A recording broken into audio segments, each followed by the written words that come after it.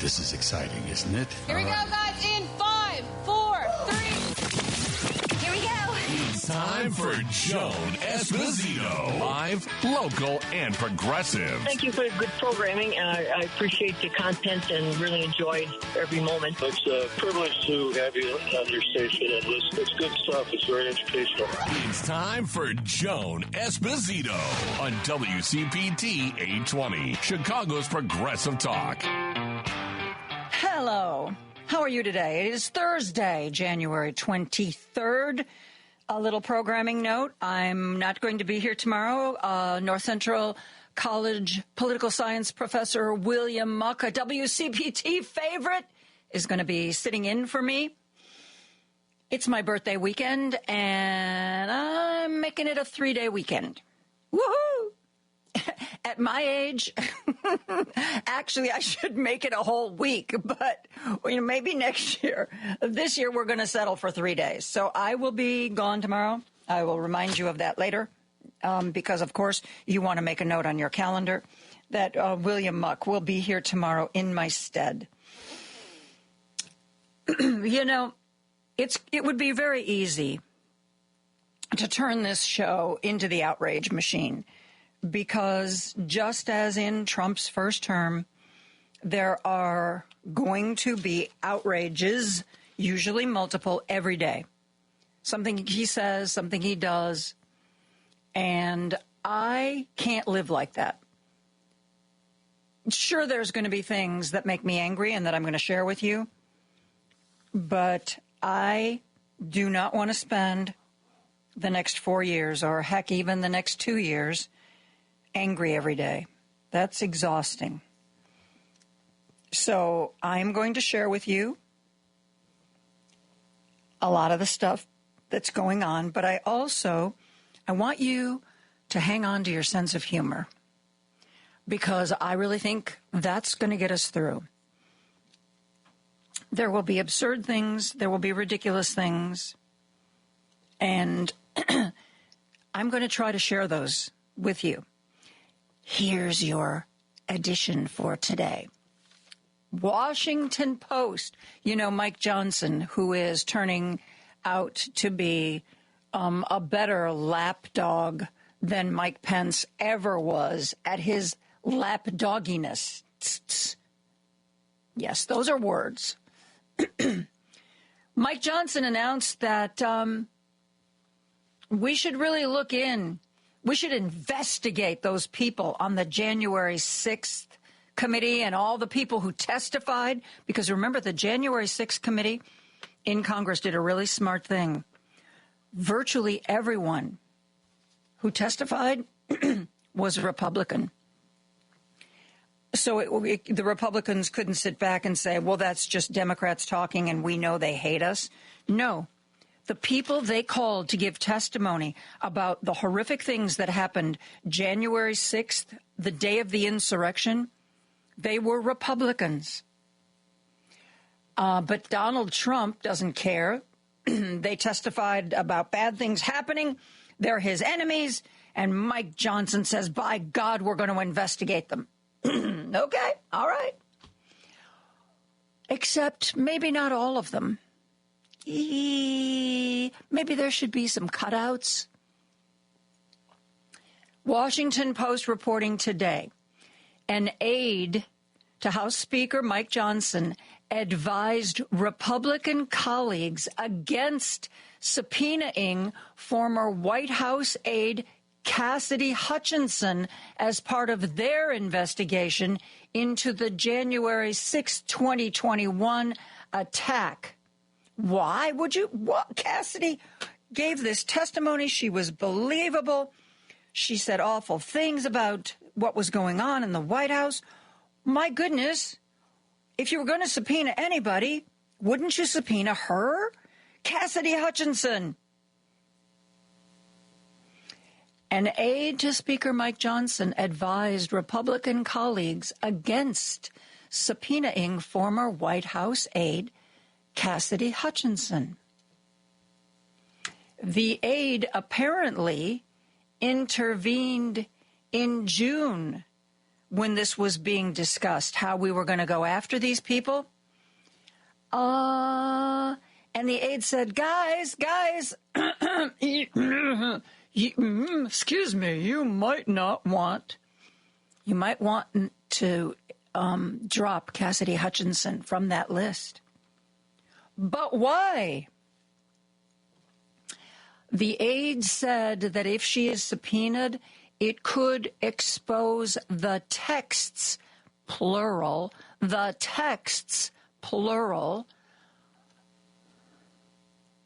she got from Republicans that were sexually explicit.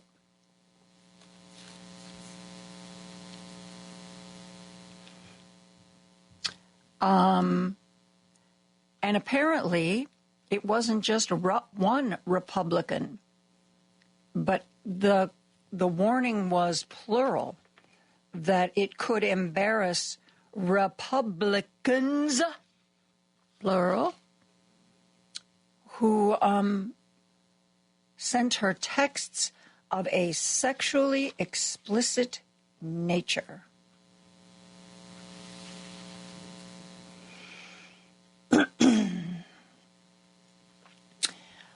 Multiple colleagues raised concern with the Speaker's office about the potential for public disclosure of, quote, sexual texts from members who were trying to engage in sexual favors, unquote, with Hutchinson.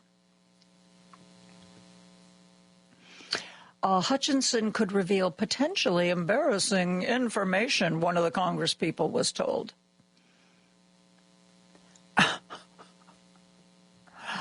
You know what? Good reporting. Thank you, Jacqueline Alamany from the Washington Post. Yeah, you know this investigation of all the people who testified before the January 6th committee? Guys, we might want to drop Cassidy Hutchinson. I know.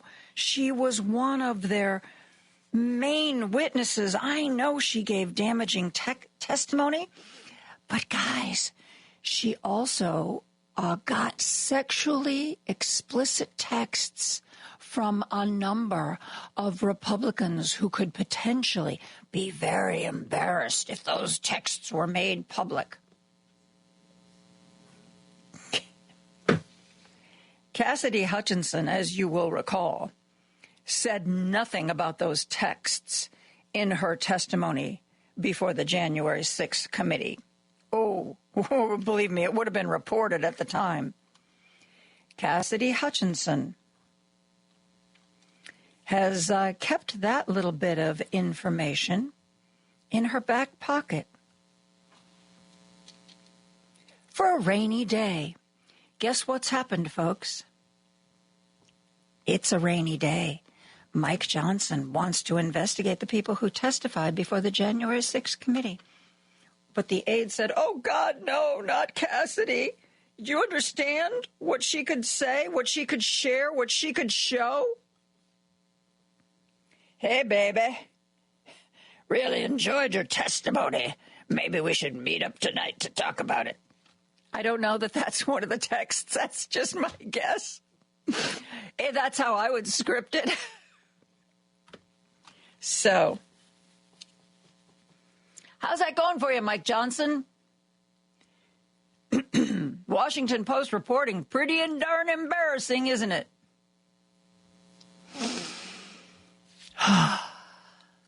So, we got to find our joy where we can. Oh, and there's another little bit of joy. When, presidents can sign executive orders for things that they either don't want to wait for Congress to act on, or they know that they've got a Congress that won't act on something. But executive orders are basically only good for that particular presidency, assuming, of course, they're legal. But see, most presidents wouldn't bother writing and issuing an executive order that they knew wouldn't withstand the legal system.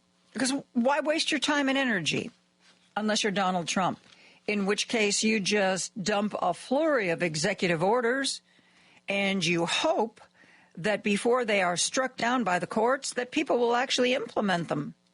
And then, even if they're struck down by the courts, people have gotten used to doing it that way, and maybe they'll keep doing it that way.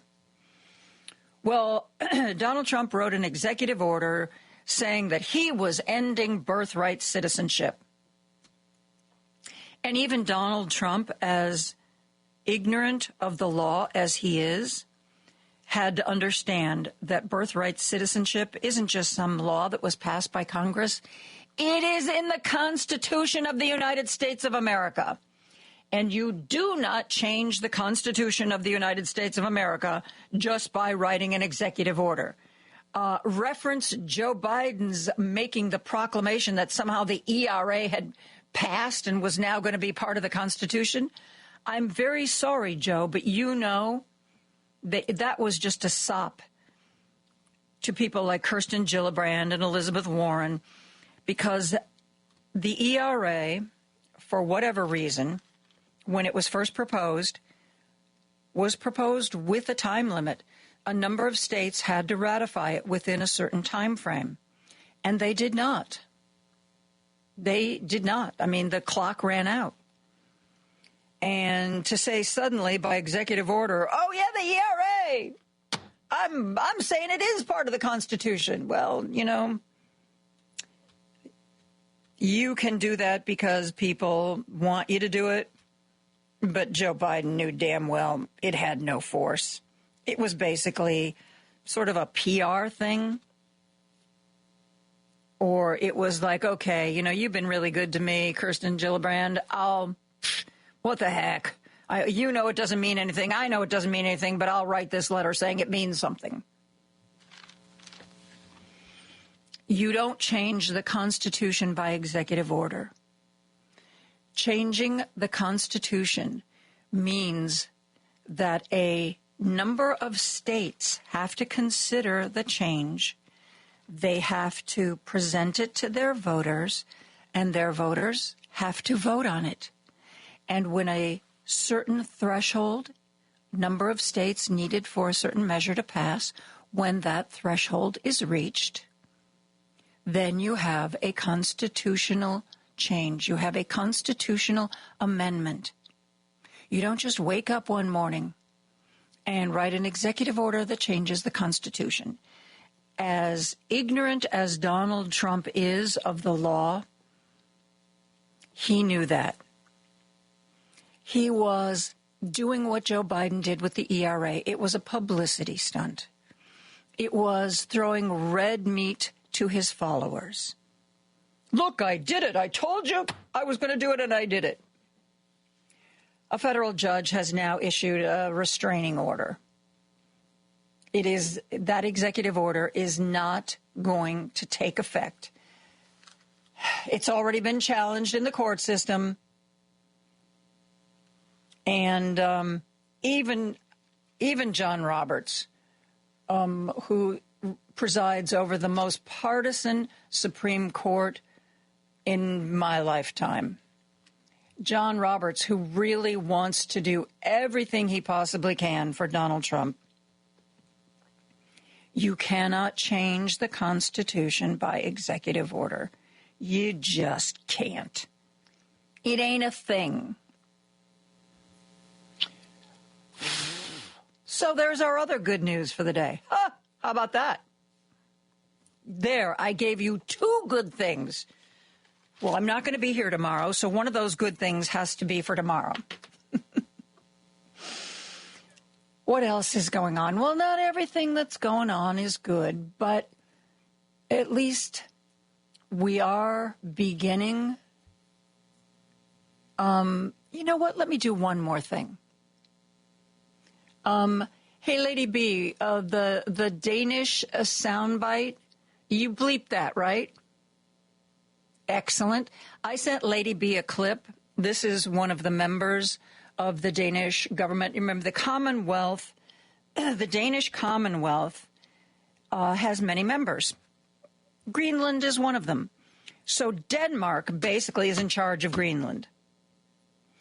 And as you no doubt know, one of the other PR things that Donald Trump has been talking about is Greenland. Greenland should be ours. Greenland should be ours. We'll buy it. We'll invade it. Whatever it takes. And the government of Denmark has been, actually, for the most part, they've been pretty bemused by this. They really, up until recently, they really haven't taken it seriously or gotten upset about it. They did change the Commonwealth's coat of arms, and the polar bear, which represents Greenland, now has a much, much bigger place. A much larger part of the coat of arms now is taken up by the polar bear. Hint, hint, it's ours, buddy. Well, and I want you to know the member of the Denmark government who made this statement in front of the other legislators as they were in session, he was rebuked for his language. That's not how they conduct themselves. But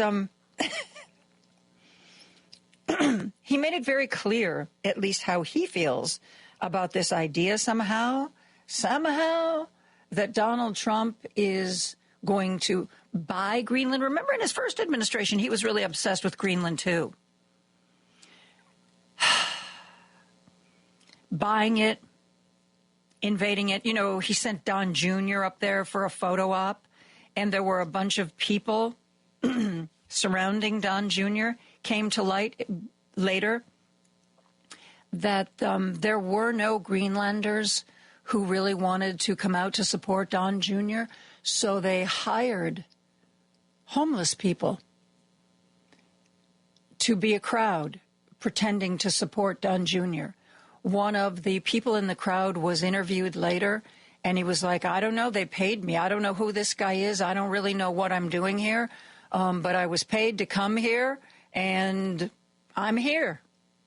Yeah. Anyway, this member of the government of Denmark decided that he would share with his fellow legislators what he thought about this whole idea that Donald Trump wants to buy Greenland, or God forbid invade Greenland, but even if he just wants to buy Greenland, he wants Donald Trump to hear his message. He wants Donald Trump to know how he feels about this. It's very quick, so listen closely. Lady B, play it. Dear President Trump, listen very carefully. Greenland has been part of the Danish kingdom for 800 years. It's an integrated part of our country. It is not for sale. Let me put it in words you might understand, Mr. Trump. It was F off. Said in a legislative session in front of the legislators on the record. Oh, Lady B, go ahead. Play it again. Dear President Trump, listen very carefully. Greenland has been part of the Danish kingdom for 800 years. It's an integrated part of our country. It is not for sale. Let me put it in words you might understand, Mr. Trump. Danish politician Anders Vistisen. Anders, you go. You go. So there you go. 3 things to enjoy today. This is an embarrassment of riches, folks. I hope you're reveling in it. 3 things to enjoy today. You really can't ask for more than that, can you? Wouldn't it be great if there were 3 things to enjoy every day? That would be wonderful. By the way, I need to remind you again, I told you yesterday I wouldn't be so chatty today, but look at me. I've done it again. We are opening the phone lines and the text lines. 773 763. I amuse myself. You know, it's important that you amuse yourself because, you know, you can't always count on other people to amuse you. You have to find your joy where you can. And I interrupted myself, so let me finish that phone number. 773-763. There I go again. 9278. 773-763-9278. We already have some people texting in. Hi, Joan. Hal Sparks said, you can't let Trump hijack your emotions for the next 4 years. Otherwise, you'll be useless. Always the wise one, our Hal Sparks, isn't he? You can't live the next 4 years being angry. Yeah, there's going to be lots to be upset about. It's going to happen every day. Some of the people are not going to be able to help themselves. Some of the people are going to, they're going to make us mad. And we have to gird our loins. We're going to get mad. There are going to be days, I know, even though I've said what I've said, there's going to be days when I come on the air and I am just screaming my head off. It's not going to be something we can avoid. But I do not want to be that person every day. Real quick, Michael Fanone, who we interviewed on this show, the Capitol police officer who was gravely injured in the January 6th insurrection and who has expressed fear now that these people are being released and pardoned, that they will come after him and come after his family. He was trying to get restraining orders against some of the people so that they would have to stay away from him and his family. He was informed, according to reporting that I read this morning, he was informed since these people were pardoned, it essentially means there never was a crime. And if there never was a crime, he never was a victim. So the legal system cannot share with him the information he would need about what they said and what they did to get a restraining order. If they didn't do anything, then he can't be a victim. And if they've been pardoned and nothing happened, then there's no information about what was said or done to give to him that he could put into a request for a restraining order against these people.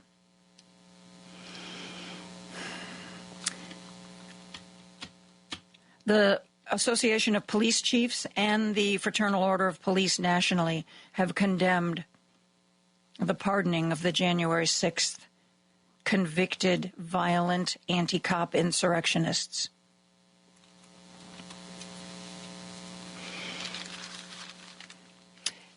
The guy they voted for, though, there were police associations all across the country that endorsed Donald Trump. Did they not know what was going to happen? Donald Trump said he was going to do this. And he did. We're going to take a break. We are going to come back with more of your texts and calls right after this. Podcasts of Joan Esposito, live, local, and progressive, are available on Spotify, Apple Podcasts, TuneIn, iHeartRadio, YouTube, and Amazon. Just search for Joan Esposito. This is Chicago's Progressive Talk, 820 AM, WCPT Willow Springs, and online at WCPT820.com, where facts matter. Want to join the conversation? I'm going to say exactly what I think here. Got something to say? Everyone needs to hear what I got to say. Call Joan now at 773-763-9278 and join the conversation. Joan Esposito, live, local, and progressive on Chicago's Progressive Talk, WCPT 820. We always talk to you, take your calls for the first half of the show, though I've gotten rather verbose and sometimes take up the first half of the first part of the show myself. But let's go to the phone lines. Our good friend Jim from Chicago is there. Hello, Jim. Hi, Joan. All I can say is a happy birthday, and I hope you have a peaceful week. You have a long, peaceful weekend. But I can't help myself. I was out yesterday asking everybody with an earshot, did you get your pardon? Did you get your pardon? I can't help it. But, I've never experienced a dictator. This is the first dictator, 72 hours of this, Joan.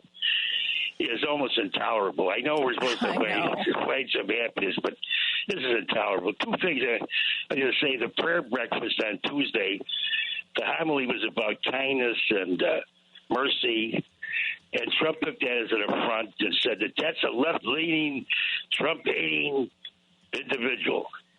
I mean, if that's not fomenting a civil war, I don't know what is. And then this guy that got out of jail after 20 years, where do the cameras take him to? The House of Representatives, open arms by the Republicans. This insurrection is getting 20 years.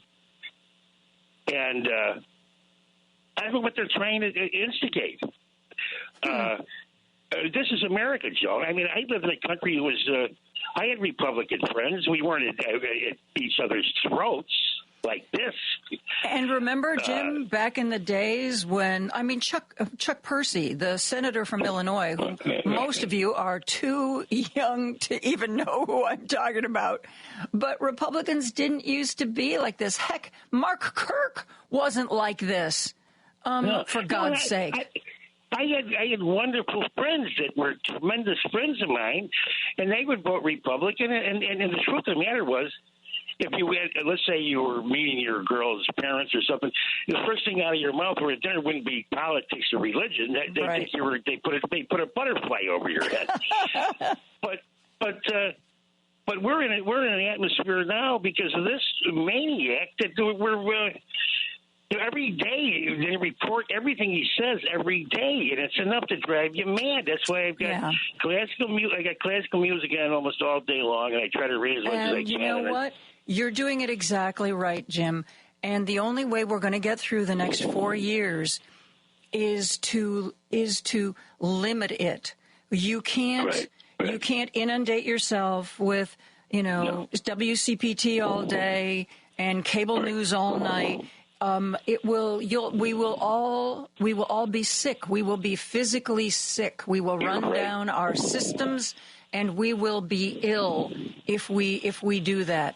That's why I say to people right now, find your cause, find what it is that motivates you, because we can't just do nothing. We can't do everything. So pick something, pick a cause that you care about, and get immersed in that cause and find out how you can help with that cause, because it is going to be it's going to be a fire hose. And unfortunately, the mainstream media, because they certainly don't want to be left out, they don't want to not look like they're paying attention, and they're not above wanting some clickbait. They're going to report on everything he says. What is going to be more important is look at what he's doing. He has already told everybody at the National Institutes of Health that there's no more money for any kind of travel, no more medical conferences, no more presentation of papers, no more travel. He has told the CDC to stop doing any kind of health updates. They used to put out a weekly newsletter about, hey, here's what's going on with bird flu, here's what's going on with this is what you need to pay attention to. No more. And pretty soon, that was one of the hallmarks of his first administration, was he doesn't want any information available. Remember, in his first administration, he took down a lot of government websites were taken down, and a lot of government websites were scrubbed of various terms. Climate change was removed from every government website that was still available under Donald Trump. He is going to try to cut off the flow of information that, as taxpayers, we paid for. We paid for that research, and we paid for that medical information, you know, and expect to see the same thing across all agencies. It's, you know, there was even some people were warning when the election came close and it looked like, you know, there was a chance he was going to win. There were people who went online and said, download as much information from government websites as you can. Any kind of data about budgeting, any kind of data about weather, any kind of data about medical research. Download it to your private computers now, because we can pretty much assure you that if Donald Trump wins, this information is going to disappear from government websites. He did it before. He scrubbed the government websites. He's doing it again. I know. I mean, not only that, but why should the information go through this screwball? It doesn't make any sense. He has no medical degrees or anything of the sort. Nope. But anyway, Joan, you have a terrific week on a Tuesday. But you're right. I don't know how, you know, to keep your sanity, you've got to have diversions, because otherwise you go mad. Anyway, Joan, thank you, Candy. Bye-bye, Jim. Thank you so much. Let's go back to the phone lines. Mike is on the line from Palos Heights. Hello, Mike. Thank you for calling in today. Oh, you're welcome. Today's your birthday? Over the weekend. Saturday's my birthday. Oh, congratulations. Yeah, next week's my birthday. Really? Happy birthday to you. Yeah. Thank you. My wife said she's going to take me to the islands. Permanently? Are you going to relocate and just come back in 4 years? No, she said Blue Island or Stony Island. Oh, okay. That makes more sense. Joe, I like your wife.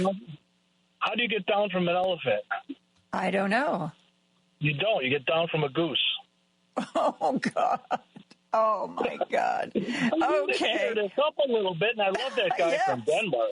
Yes. Man, that guy got indeed. me. I had a question for you, but I thought humor would be the first thing here. Everyone should tell a joke before we get into this. What do you think? I think maybe you're onto something. Maybe I should set that as a standard before anybody comments about anything. They should have to tell a joke, and the worse the joke is, the better. Yep. Nice light jokes. So I had one question, Mike. Do you believe Social Security is an entitlement?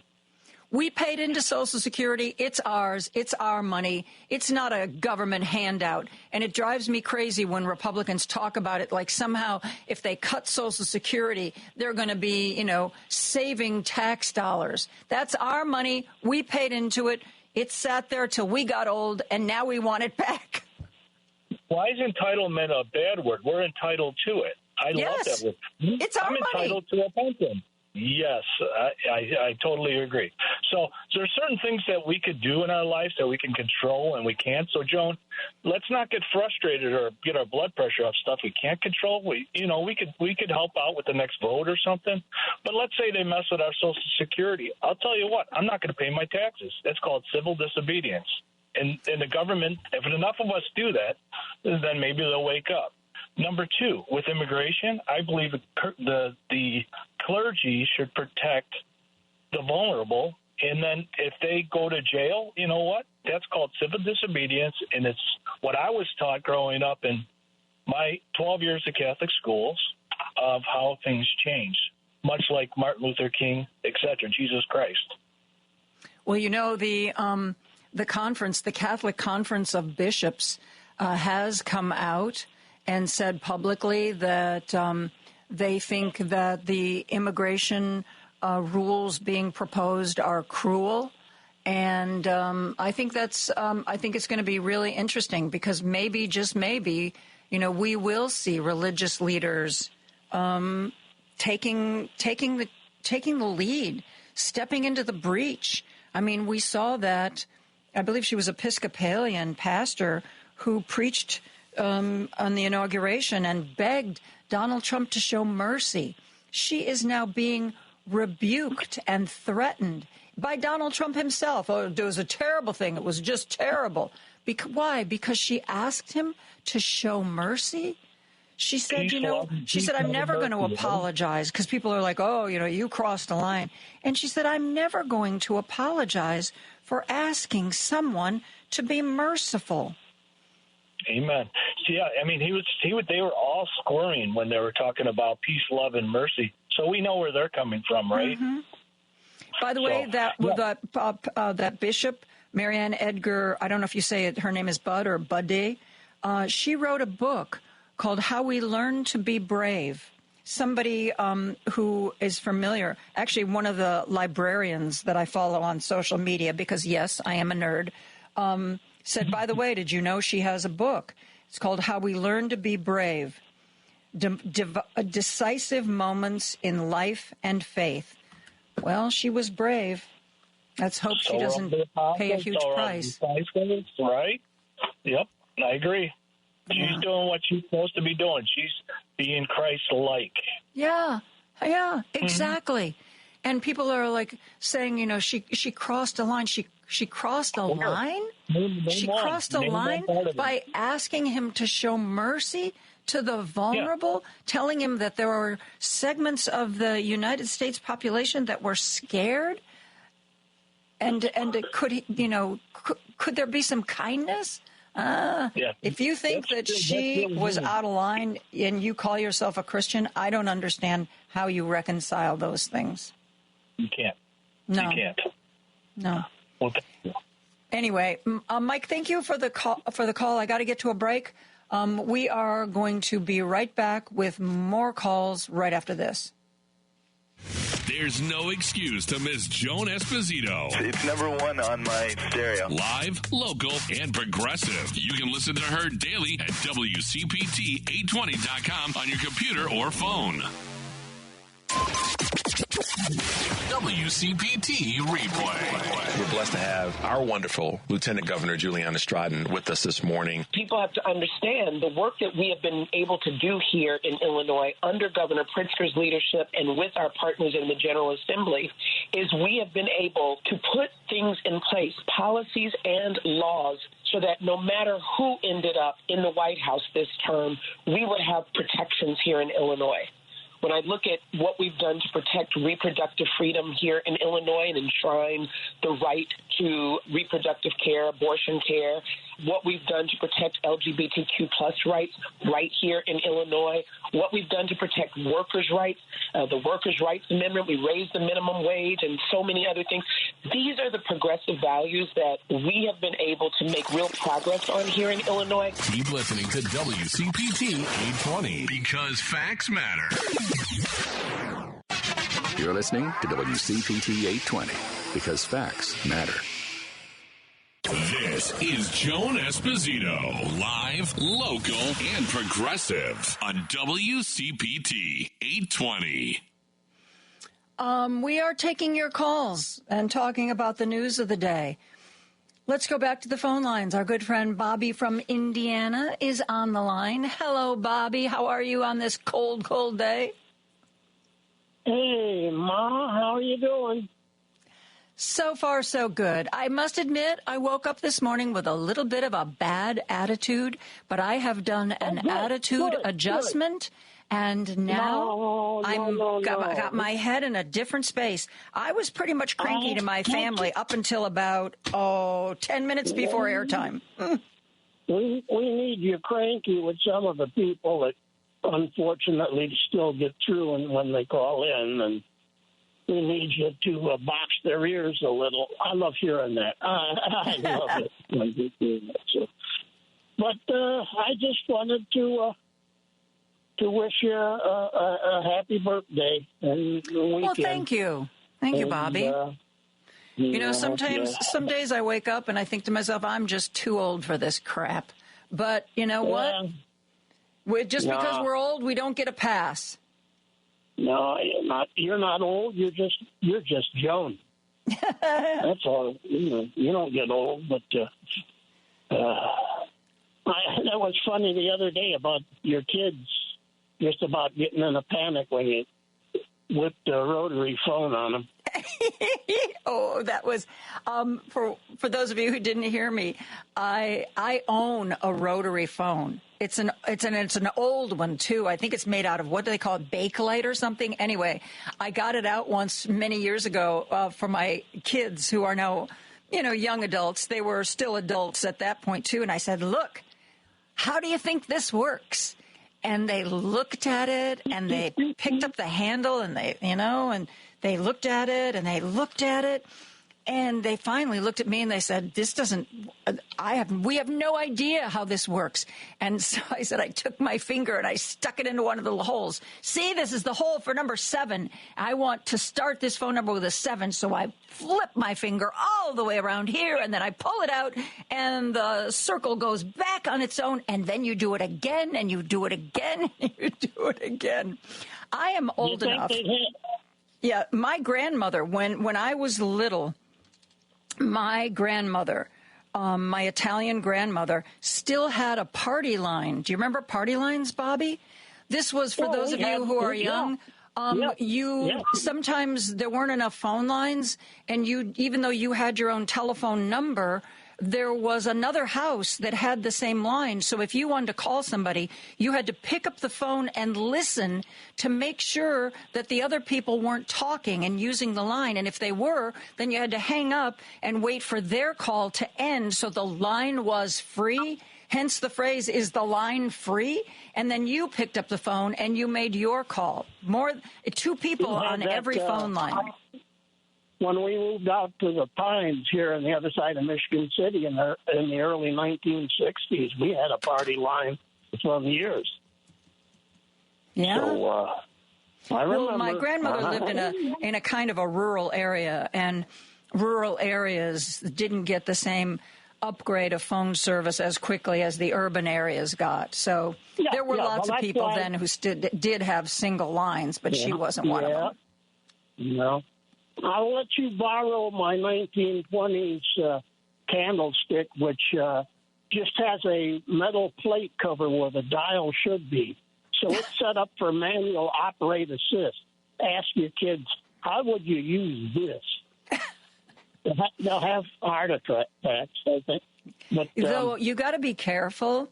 I remember once telling my, at that time, young daughter, that when I was a little girl, we didn't have computers in our houses. Yeah. And she looked at me and she said, "Did you have TV?" And I was like, "I'm not that old. Yes, we had TV. I mean, good God." So the one that really got me is when you said the one kid didn't know what a stamp was. Oh, that was a woman I was talking to. That was a college professor that I was interviewing yesterday. Rachel Cobb from Suffolk University was talking to her students about how to vote, how to register, what to do, and how to fill out a form. And then she was like, you have to mail it in. So you put you sign it, you put it in an envelope, you put a stamp on it, and you send it. And her student looked at her and said, "What's a stamp? What's a stamp?" So makes you want to go out and buy stamps now, don't it? Yeah. Well, I'm lucky. When my kids were little, I always forced them, coerced them into writing handwritten thank you notes if somebody gave them a gift. So, but I will tell you, Bobby, when they got older, they would call me up and they would say, "Mom, I have to write a check. Can you tell me what goes where on the lines?" So, yeah, brave new world, man. Bobby, you and I are going to end up in the History Museum. Yeah, I'm going to end up somewhere soon if the right things are going. Well, thank you for the birthday wishes. I've got a bunch of calls to get to. So thank you. I appreciate that. From one old fart to another, happy birthday to me. And I appreciate it, Bobby. Let's go back to the phone lines. Our good friend Cindy is calling from Michigan. Hi, Cindy. How are you? wow, this must be the old fart day or something. I was about 6 years old and got in big trouble when I lifted that receiver and was listening to other people on the party line. Well, that was the dirty secret that everybody did. I didn't even know what my mother, she said, you never, when you hear a voice on that phone, you never pick that, you just put that right back down again. Oh, was I in big trouble? I didn't understand who are these people? What's this all about? So, yeah, I you really want to flip them out. Show them a PBX board. Oh, my God. That's the thing. Remember Lily Tomlin had Ernestine and she would plug it in? Yes. That was the Internet before the Internet. Oh, my But goodness. To get serious, I was trying to do the funny thing before we went into the little serious bit. But Trump, they got rid of all of the medical, they didn't want any messages out. They don't want any information out. That's so that the information goes straight through his mouth. Yes. It just comes out of his mouth only. Mm-hmm. And that is a kind of a Mussolini, Joseph Everything Goebbels, goes through the dictator. The dictator. So that when people see him, they go, well, he's the only one who has the answers. Mm-hmm. He's the only one who knows anything. And if he tells a lie and we don't have access to the real scientific data, we don't even know it's a lie. You can't, you may know it, but you can't prove it with anything official.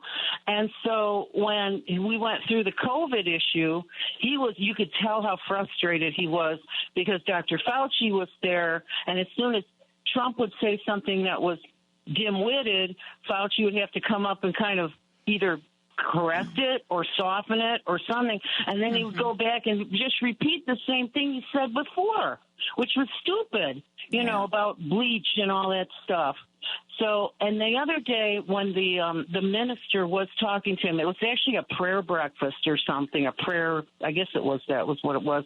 And she was saying something. I have seen people, I've been to AA meetings, and whenever somebody new comes in who's having trouble and they don't really get into the honesty of the talking that goes on at a 12-step meeting, sometimes they'll rock, they'll close their eyes, they zone out. That's what I saw in Trump. He was sitting there with his eyes closed, and he was just not going to take it in. It was too much. Too much for him. Anything too honest. The video, but my partner Ray did, and he said that Trump and his kids were clearly offended, by the expressions on their faces. And he said the interesting thing was J.D. Vance's wife, I believe her name is Usha, she paid rapt attention. Ray said that J.D. Vance a couple of times leaned over and was trying to talk to her, and she ignored him, and she was focused solely on the bishop. She was the only one who seemed to be impressed. I heard, I don't remember, maybe it was Stephanie Miller's show. They said that the Trump family looked like the Coneheads. I think it was Karen that calls in from Chicago area. She's the one that said that the Trump family looked like the Coneheads sitting in church, like aliens that didn't know how to blend in. Because that's not what they're used to. They are not used to a situation or a ceremony or something real, with real feelings, real compassion, any of that. The other thing that was real quick on the same subject kind of is the churches that in this these raids they want to do for the immigration, churches are included in that list. Churches, schools, ICE has already announced that they are targeting schools and churches because they want to go where the illegals are. Yeah, sure. Right. Well, churches used to have like a sanctuary ability, but now if it was Obama going into the churches to say you can't do what you're doing here. You can't do this, whatever it is. they would be totally offended. He's a dictator, blah, blah, blah. But Trump does this. Well, He's there's invading always the been sanctity of the church. Right. There's always been in there, and unless the Republican Party changes radically, that's how they're always there. You know, if I do it, it's okay. If you do it, it's an egregious sin.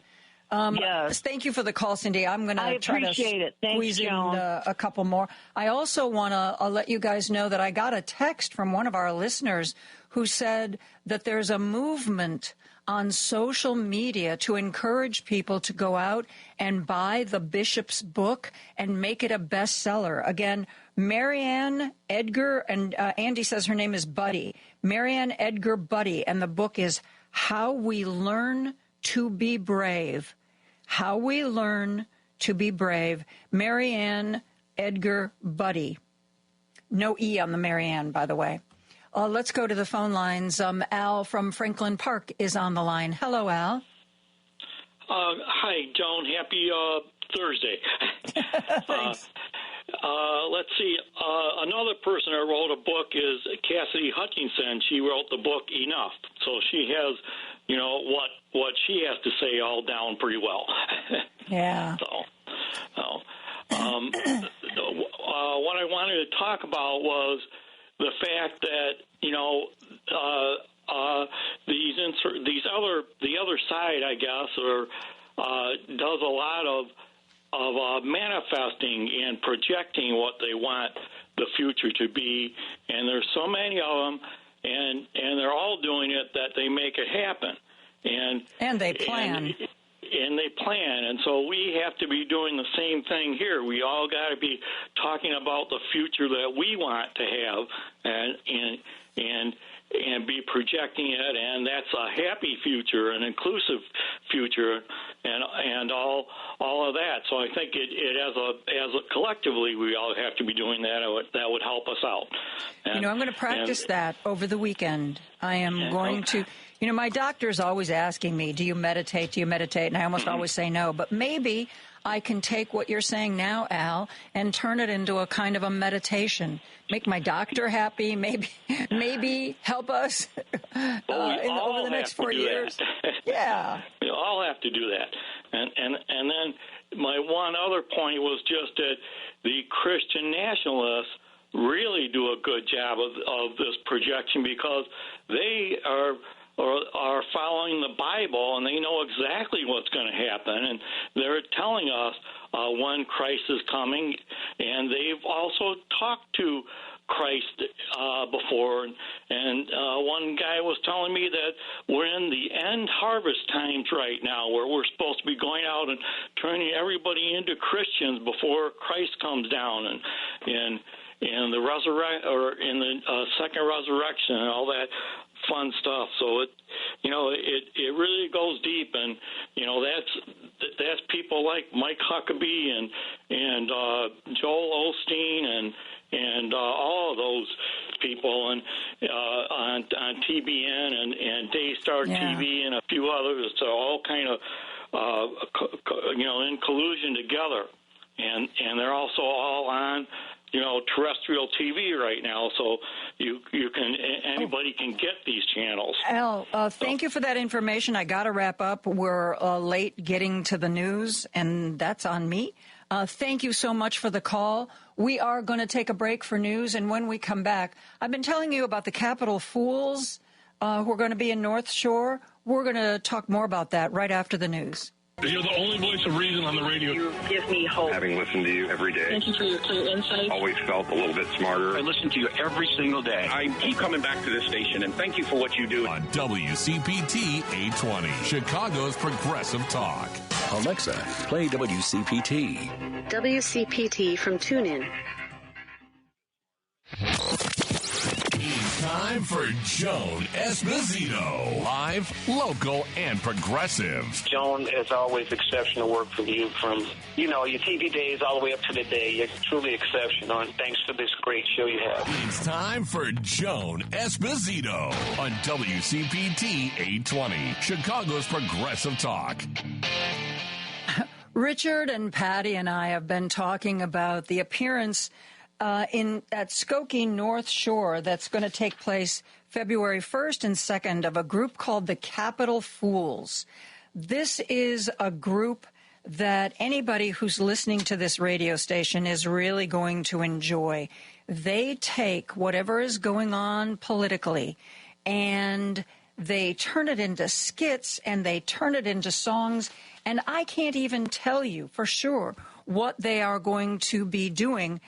Saturday, there's 2 shows, February 1st, 2 p.m., and I think the other one is 7. And then there's going to be a 2 p.m. show on Sunday. By the way, on Sunday, the 2 p.m. show, the 10th Dems organization is bringing a big group, and they're almost out of, the 10th Dems are almost out of tickets. They're going to go Sunday afternoon, and then they're going to go out to dinner nearby. And I will actually be at Skokie North Shore for the Saturday night performance. We are going to have a WCPT table in the lobby. I believe Andy Miles is going to be there. I will be joining him at the table probably around 6:30. And then we are going to enjoy this political satire that will, I promise, surprise and entertain you. Here's a little tiny clip from a previous show. Listen to this. The worst thing about political jokes is that they keep getting reelected.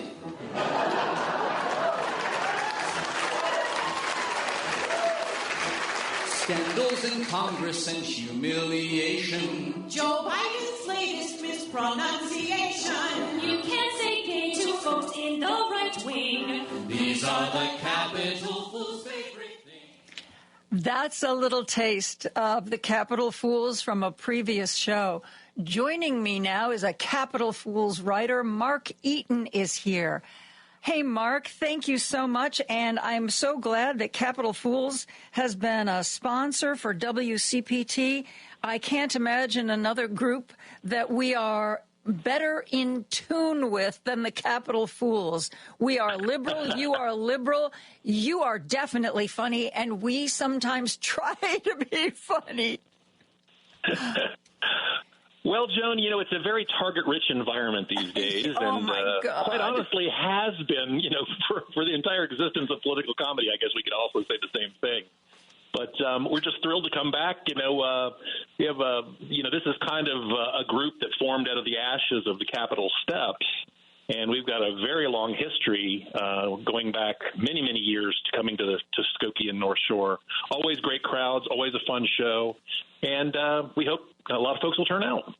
You know, how do you guys adapt so quickly? Because I've seen your performances before, and things that literally just happened suddenly are part of your show. Do you, write up until the time, that you take the stage?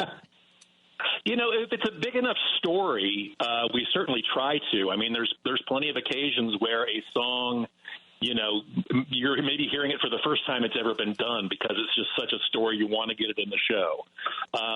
That can be a little stressful, you know, as a general matter. You know, the 25, 30 numbers, political satire songs and skits is kind of set, but everything's in flux. I mean, if something big comes down the road, we feel like we've got to respond, and we'll hit the rhyming dictionary or see if anybody has an idea pop into their head for a quick song, and we'll try to throw it in. Yeah.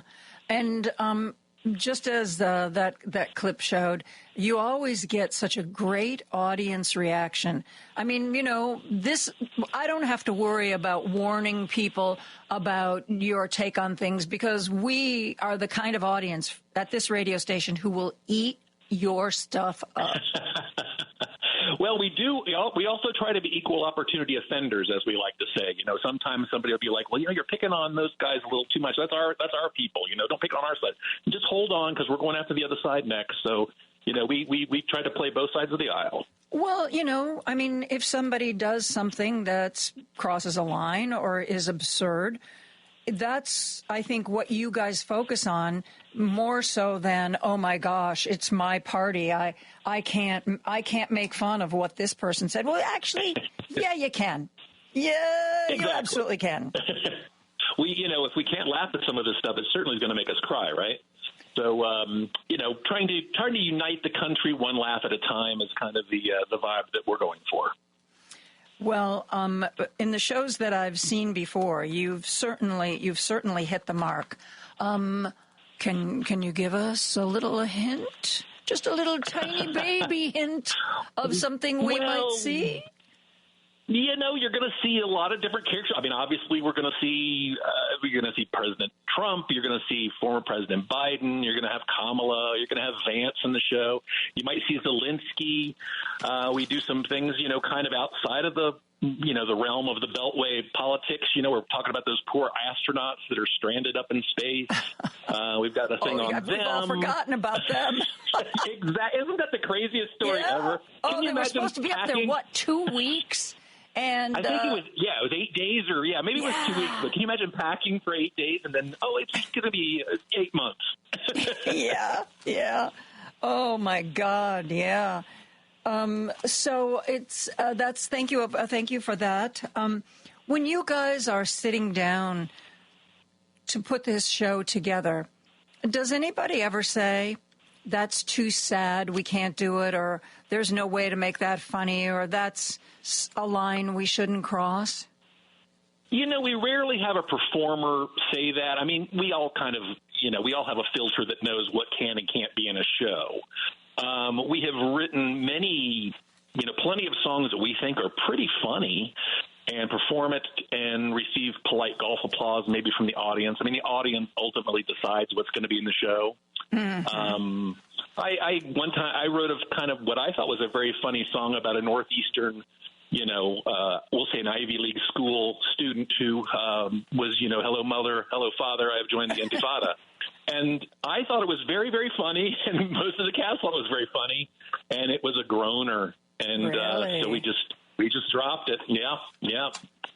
Wow. And it happens sometimes, but typically we've done this for a long time, so we have a pretty good idea of what's gonna hit the mark. Yeah.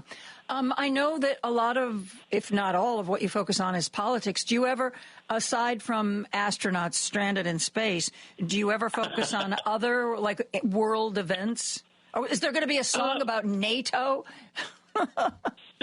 Not yet, but that could be very, very close.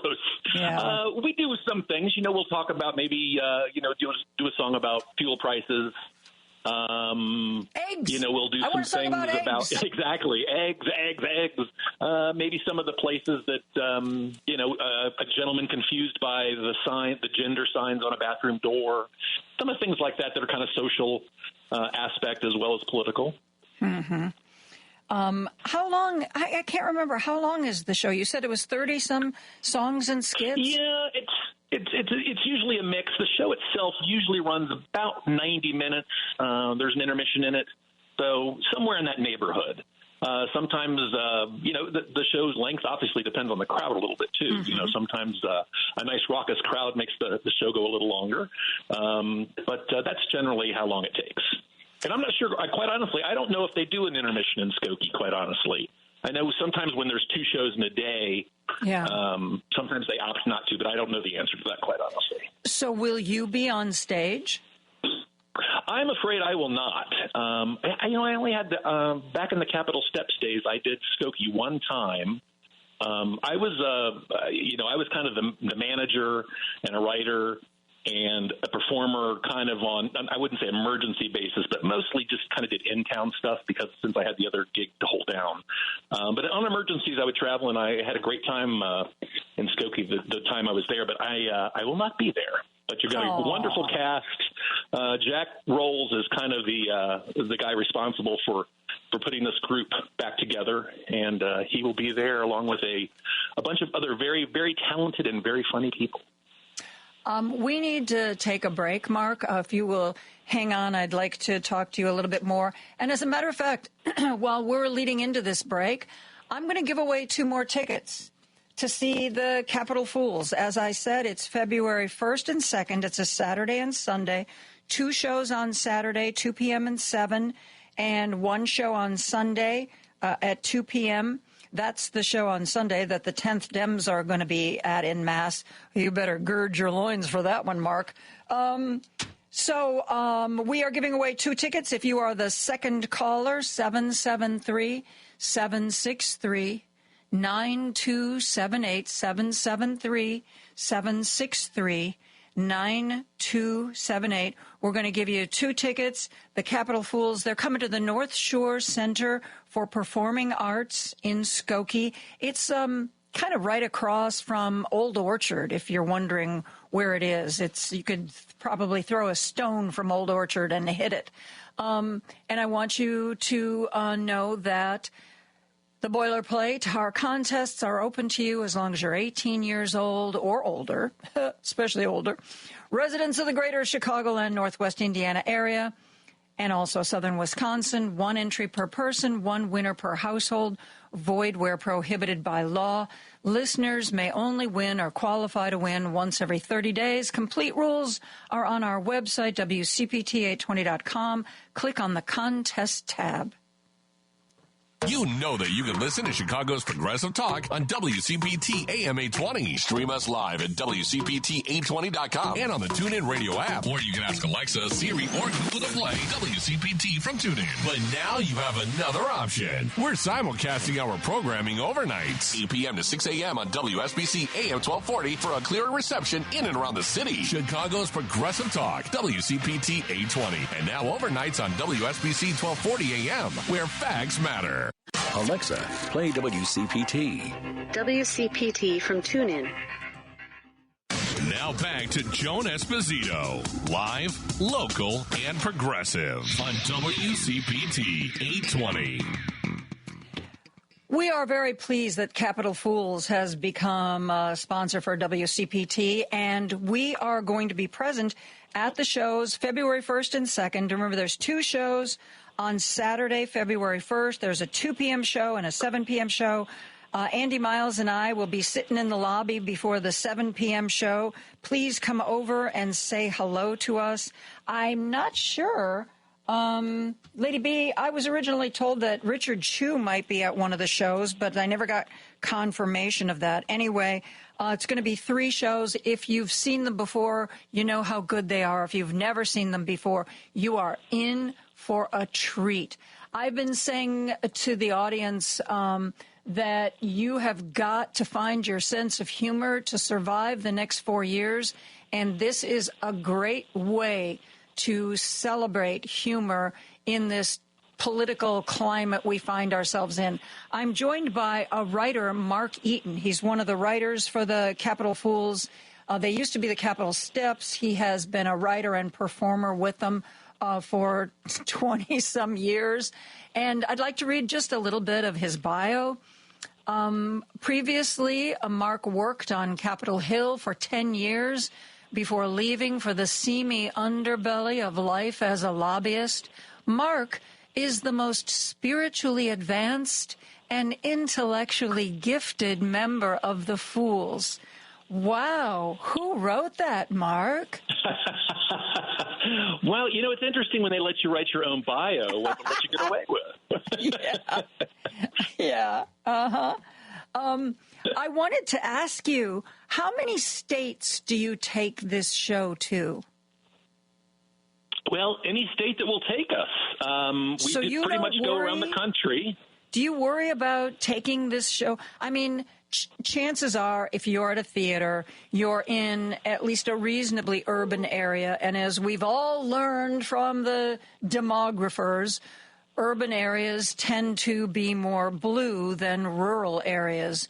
But is there ever a town where you think to yourself, ooh, I don't know if they're going to laugh at our stuff there. I don't know if we are going to need armed guards to get out of there. Well, you know, we try to, you know, the old thing, you want it to play in New York City and you want it to play in Peoria. It's kind of that kind of a vibe that we have. We're picking on everybody, so don't worry about that. But you're right. There are some areas that are going to be a little different reactions. So we might go a little heavy with picking on the, you know, if we're in New York City or we're in L.A., we'll probably go a little heavier, or Chicago area, Skokie, go a little heavier at the Republicans, you know, mock them a little bit more. Well, but, that's because they're more everywhere. mockable. I'm sorry. This is objectively true. Oh, and with your line about armed guards, please tell the 10th Dem to take it easy on our person who plays Trump. He's just an actor. It's not the actual president. Yeah. Oh, I'm just warning you right now. That's going to be a rowdy crowd. It sounds like it. Yeah. Yeah, I saw I'm on their mailing list, and after we had already set everything up with you guys, I got this, hey, we're going to go see the Capitol Fools all together. And I thought, oh, my God, the Capitol Fools have no idea what they're in for. Well, hopefully they're doing it kind of as a fundraiser, too. A lot of groups will do that sometimes. They'll buy up a big block of seats and then kind of resell them and use it as a kind of a fundraiser for the group. So Yeah. Hopefully they're doing something like that. Yeah, I'm not sure since I already knew I was coming. I was like, you know what? Who cares? I'm already going to be there. So you'll already have the laughs from the first night before they arrive. That's exactly right. I know what questions that I've wanted to ask you. What is it that you want our audience to know about this show? Just that it's good-natured and fun, and, the Capitol Fools Project 2025 is Make America Giggle Again. So we're just hoping that everybody comes out, we're not saying drop everything your side of politics means to you, but just let's all just enjoy a laugh because, it's shooting fish in a barrel picking at these guys. So let's all have fun doing it. It seems to me that the only thing that's going to get some of us through the next 4 years is a sense of humor and a sense of the absurd, because I recall from the first Trump administration so much that was just chaos and absurdity, and so much that was really not really meant to even happen, but more to just keep him in the news and be clickbait. And I think that we've got to, to survive that kind of thing. We can't be outraged every day. I think that's untenable. Yes, absolutely. And then, laughter with a big crowd of people, having the same spontaneous view of something that's absurd or funny. It's cathartic. And like I say, it'll help us settle our minds on some of these issues. And let's face it, it's a never-ending stream of material. The problem with the first Trump administration was, you're talking about stuff put, right out of the headlines into the show, is he was doing something, doing something outrageous or saying something outrageous once a week is probably putting it lightly. And we would have people that would come up to the show and say, hey, how come you didn't have in, what Trump said earlier this afternoon? And it's like there's just too much. He was just providing too much crazy material. So hopefully it'll be a little better this time, but I'm not terribly hopeful about that. I've been thinking about the astronaut sketch, and I've got some great ideas for you. Suni Williams and Butch Wilmore are still in space. They've been there since June. And I don't know if you saw this, Mark, but recently, probably just to, break up the tedium, either one of them or both of them went for spacewalks. Could you just see them maybe cutting through the tether and trying to just ride back to Earth on their own, hoping that maybe the suit protects them from the heat of reentry? I think that you can use that. I give you permission. I will not trademark that. I will not copyright that idea. I'm not even going to make you pay for it. Okay? Well, that's very kind. Very kind indeed. Well, their original spacesuits actually went back on the craft. These are backup spacesuits, I think, is the story. They the Boeing lunar module, I guess you would call it, or not lunar because it didn't land on the moon, but the Boeing module, they were afraid it was going to crash, but their suits had to go back with it. And it did make it back safely, so I guess they could have come home, but it's like, oh, well, we're here for another 6 months. Yeah, according to the latest news I was able to pull up, the current estimate for when they will be able to leave is no earlier than late March. Oof. Yeah. I just can't imagine. Yeah. Yeah. You see these crazy things that come across and say, would you live in a cabin with no Wi-Fi? and just food for 6 months or something. And it's like, okay, that's basically what we're doing to these people. I mean, I guess they do have some Wi-Fi and some things they can check, but just such a confined space for so long when you weren't planning on it. Ugh. I know. I can't imagine. Well, I mean, I'm sure I'm sure they screen them for, mental stability, and I think this is exactly why they do it. I don't know. I think that I would just, find the controls for that damn space station and try to just ride it in, Yeah, I don't think that thing's meant to land. I think it's just meant to circle around. You don't know that. You don't know how heat resistant it is. I think we should put it to the test. Okay, let's do it. I just remember when John Glenn went back up in space on the shuttle. I don't know if you remember that, but then the shuttle landed and they didn't open the door for a really long time and nobody knew what was going on. And apparently John Glenn was puking his guts out. And I didn't know that. Yeah, because when you've been in zero gravity, which is essentially, they might be microgravity, but it affects your body. And then when you come back to gravity, apparently you get really very nauseated. And I just remembered that everybody was like, oh, my God, what's going on? Why aren't they opening the door? Why aren't they opening the door? Well, I'm sorry, but Mr. Glenn is puking, and when he is done, we will come out. So I just, this is just awful. I know there's one of the training exercises that they do for the astronauts is it's a plane, but it's padded, and it does a roll down where it's essentially creating weightlessness.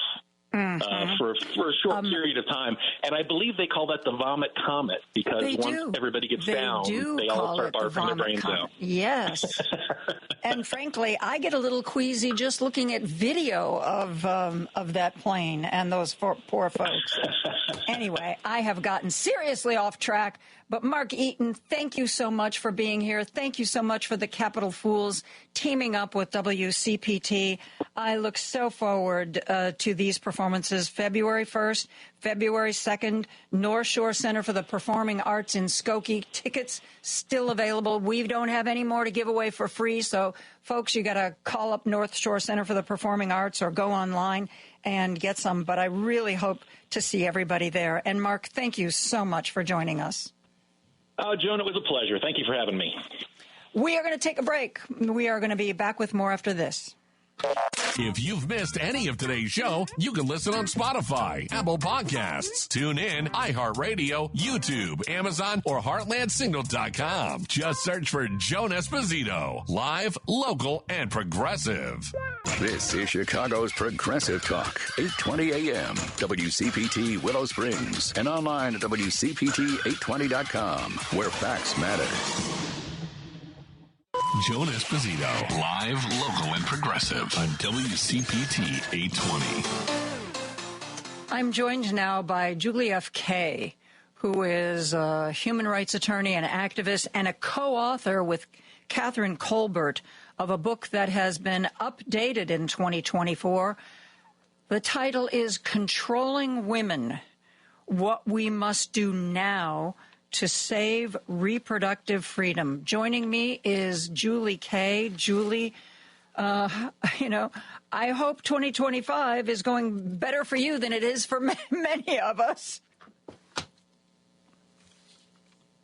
Lady B, I don't hear Julie. Oh, there you are, Julie. Thanks. Hi. I just said it's delightful to be here in company with you either way. So, yes, it has not been off to a great start for our rights. No. For much of 2024, every Thursday, I used to do a segment that I called The War on Women, which was to make sure that there was a focus on what was going on nationally and in various state legislatures. And I was hoping very much that that would be a segment that was no longer needed after the election, but I'm not so sure about that. Well, what do you see as our outlook on this issue? Yeah, I think you're never going to be able to give up that segment because, we have history in this country and worldwide of trying to enforce gender roles and gender stereotypes, and as a way to control women and to control men in some ways of these very traditional norms of caregiver, breadwinner, those kinds of things. And society is constantly evolving and becoming more equitable and pushing back against those. And I think what you see is not necessarily a pendulum swing as much as just a real effort to kind of bring us backwards because of the gains that have been made. And it's, you know, in some ways it's very effective when those who have political power really enforce traditional gender stereotypes and put controls on women's bodies and on the rights of LGBTQ folks and others. But as we've seen, popular opinion in this country overwhelmingly favors abortion rights and favors rights to get the government out of private decision making. And we see the way people are living their lives in some very, you know, sort of modern ways in some ways, but also really just doing what works best for them and their families, regardless of what the sort of political rhetoric is. Yeah.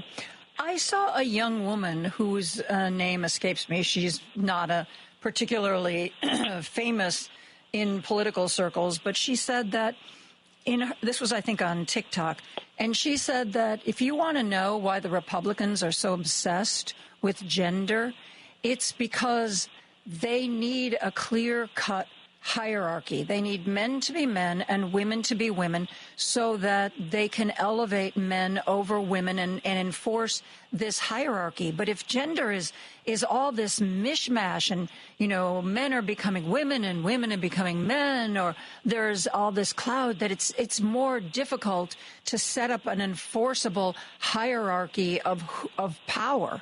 And I thought that was a really interesting take, particularly coming from what was, you know, I don't know, everybody really looks young to me, but my guess is that she was in her early 20s, speculating that basically this whole brouhaha over gender, aside from the fact that it distracts people from more important issues, it was a way of, bottom line, controlling women. What do you think about that? Yeah, I think that's true. I think this kind of breaking of the binary, which is so restrictive, you know, I think back to in my mother's day when they were told they had to wear skirts and heels if they went into town and they had a certain curfew and those kinds of things. And now where I live in Brooklyn, I don't think anyone bats an eye at, you know, somebody who's clearly male wearing nail polish. You know, and even in my mother's day, wearing jeans was pretty radical. And so I think that, you know, younger generations do start turning over these traditions and embracing things that fit them better. You know, you don't have to be closeted for being gay the way you had to a generation ago. I don't even know that sort of coming out is a thing the way it was in the 80s and 90s. People don't have coming out parties. They just kind of identify and talk to their families and friends and are who they are. And I think that's some sign of progress, and I think that is what's bringing forward a lot of this ugliness and hatred and really just vilifying people who are trans or non-binary or LGBTQI. It's really trying to reinforce an idea of places in society and hierarchy that's going away. I would agree with the young TikToker, and it's wonderful that, you know, that those platforms are out there for people to speak directly and to create their own content. There's certainly some real downsides to the social media platforms of the world, but it's nice to hear that there are some ways of reaching people with new ideas and voicing opinions that people want to share. I agree with that, and I have also been keeping an eye on things that are coming out of the various states. And what really, I was talking to Ed Yonka of the American Civil Liberties Union earlier in the week. There are state legislatures where proposals are being written up that would make getting an abortion a homicide. And as Ed from the ACLU is explaining, it's this whole effort to create fetal personhood, because that would literally change the playing field. If the minute two cells come together, you've got a person, then all the laws are changed. I'm not sure that those bills will ever become law. I fear, because there are things that I thought before that were too radical to become law that surprisingly became law. When you read about these bills that would basically make getting an abortion a murder, what do you think about that? Yeah, for a long time, the big dream and goal of the anti-abortion movement has been fetal personhood, or what's called a human life amendment. And I lived and worked in Ireland when they had achieved that goal. They had a constitutional provision which equated the life of the unborn with the life of the mother. And it banned all abortion. The text of it even banned abortion in cases to save the woman's life. It was considered, you do what you can to save both patients, so to speak. And that's something we've seen in the cases that Texas and Idaho have brought to the Supreme Court last term, trying to deny life-saving abortions for women in the emergency rooms. And it's frightening because it not only ends up in an even greater rate of maternal mortality, which the United States has a really disproportionately high rate of maternal mortality compared to other industrialized countries, and particularly for women of color and black women are really have horrifying rates of maternal mortality that are about between 4 and 8 times the rates of white women. So you're playing Russian roulette with women's health when you establish that a fetus has the same rights to health care. It also opens the door for controlling women's behavior during pregnancy. If you're smoking a cigarette or skiing or, doing any range of behaviors, it allows for criminalization of behavior during pregnancy. And I think one of the other things that we see in that change is right now it is not a crime anywhere in the United States for a woman or pregnant person to take medication abortion, to self-manage her care and have an abortion. It's a crime to hand her those medications. In many places it may be criminal activity to even help her or give her a ride or get her a cup of tea or lend her money. We're seeing an expansion of those laws very rapidly after Dobbs, but what the anti-abortion people and what the Republican Party has not done is try to criminalize women's behavior so far. That is so far. I like that little addendum. So far, yes. Yeah. So, and I think it's a question of who is controlling the agenda for the anti-abortion movement. It's very hard to get a read on what President Trump feels about anything, but about this issue as well. But there are certainly those around him who always say they think about abortion as much as I do, and that's not a healthy thing. But, we saw today that he signed pardons for 23 anti-abortion protesters. These are people who, committed crimes of invading property, stolen property, harassing clinics, and generally threatening, and were criminally prosecuted. And so he's signaling to people that this is okay to move forward. And despite what we saw in the last election, an incredible support for abortion rights in this country, we still aren't reaching the politicians who just want to keep coming after the right to reproductive health care, including contraception, IVF, and, of course, abortion. Yeah. In your book, Controlling Women, What We Must Do Now to Save Reproductive Freedom, I wanted to focus on Chapter 14, Moving Forward, a broader agenda for reproductive freedom. And you suggest some things that need to be focused on, need to be advanced. And this is so reasonable. I mean, this is not a radical agenda. This is not, she's really crossing a line. This is stuff that once upon a time we would have called common sense. And yet you wrote about it, and it was necessary to write about things like health care for all. What an interesting idea. Save lives, reduce maternal and infant deaths. Oh, my gosh, what a great idea, Julie. Where did you think of that? Well, I think, when you look at reproductive freedom, it needs to be beyond abortion.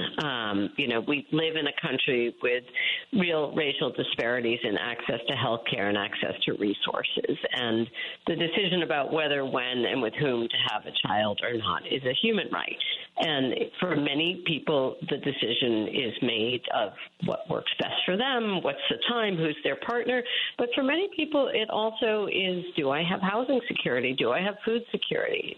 Can I have another child? 50% of the women who are having abortions already have one child. Mm-hmm. So will that child get an education? Will that child get breakfast? Those kinds of basic questions. So we really do need to keep a broad focus on reproductive freedom. But in the book, we really looked at what's happening now, what are the real pain points for people, and what can we do feasibly? And it is everything from, the real basics of restoring healthcare access and funding to amending the Constitution. We have not ever had a provision in the Constitution that really recognizes gender equity. But I think in this moment in time and where we are politically, my real focus has been on telemedicine abortion. My organization that I co-founded recently with two doctors is called the Abortion Coalition for Telemedicine. And what we do is we are the only national organization that is supporting doctors and other licensed healthcare practitioners who are sending safe and affordable medication abortion to women in all 50 states. So because New York and California and Massachusetts, a total of 8 states have passed what are known as shield laws, meaning that doctors who are in their state and are using telemedicine to provide FDA-certified medications to women, no matter where the patient is located, those doctors are shielded from any kind of retaliation by anti-abortion state officials in, name your state of the 26 that are either banning or restricting or where abortion is otherwise under-resourced. And so we're really working both to get resources to women who don't have the ability to travel or don't want to travel because they have children they're taking care of or a job or school, or they don't want to travel 200 miles to go pick up the same pills at a clinic in another state. For whatever reason, they want this, you do a consult online with a doctor, and within 3 to 5 days for $150, you can get the same medications you would pick up at a clinic. And that's been, we need to take a break, and I want to talk more about the Abortion Coalition of Telemedicine and exactly where it works, who's a part of it, and how people can access it. But we need to take a real quick commercial break. I'm talking to Julie F.K. along with Catherine Colbert. She wrote Controlling Women, What We Must Do Now to Save Reproductive Freedom. There was an updated 2024 edition. She is also, as she just mentioned, doing work with an organization called Abortion Coalition of Telemedicine, telemedicine is going to be so important in the coming years that I think we need to do a deep dive into it. After this break, that's what we'll do. Chicago's Progressive Talk, WCPT 820, where facts matter. Joan Esposito, live, local, and progressive. Every weekday afternoon from 2 to 5 p.m. on WCPT 820. I'm joined by Julie Kay, who's a human rights attorney and activist and a co-author with Catherine Colbert of Controlling Women, What We Must Do Now to Save Reproductive Freedom.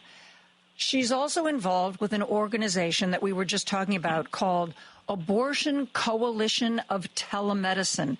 Telemedicine, in other words, getting abortion drugs so that you can control your own reproductive life is going to be really, really important. Already more than half of abortions are done with medicine. Planned Parenthood has said that if the most popular drug for this somehow ends up getting banned, they have a backup drug that they will potentially be able to provide to people. And this gets at the heart of it. This gets at the heart of power over women, control over women. So, again, I want you to recap again, Julie. the Abortion Coalition of Telemedicine. Who is it? What is it? What does it do? Well, ACT was formed in response to DOB and exactly to do what you were talking about, that medication abortion, doing an abortion by taking a series of pills, is the most popular method that women were choosing, even when Roe was still the law of the land. And as we've all gotten more used to telemedicine, to virtual visits with our providers, to getting things shipped to the internet, medication abortion became available through telemedicine. There are providers who do a consult with you online, and then they do a screening, and then within 3 to 5 days you receive the medications at home. And the abortion usually takes about 48 hours, and the medication abortion is kind of described as a heavy period or a bad flu. It's not nothing, but most women prefer to be at home and surrounded, with their own stuff and people. And so it's become enormously popular. 1/5 of all abortions in the country right now are done by telemedicine. And that includes about 10,000 or more women each month who are in the southern parts of the United States where abortion may be otherwise banned or restricted or just inaccessible. And these doctors who do telemedicine charge between $150 to $200. If a woman can't afford to pay for the abortion, there's a sliding fee scale all the way down to $0. So this new option has become very popular very quickly, and we're watching it grow. And the providers who ACT, the Abortion Coalition for Telemedicine, works to support are those who are really focusing on opening and preserving telemedicine, these virtual clinics. So we do everything from technical assistance, we offer medical malpractice insurance, and we offer them also legal representation because, like with all things abortion, when something becomes effective and safe and desired, the anti-abortion movement takes notice and starts targeting it even more. We've seen increasing attacks on access to the medications themselves, as well as now on telemedicine providers. Well, yeah, and this medicine has been around for a very long time.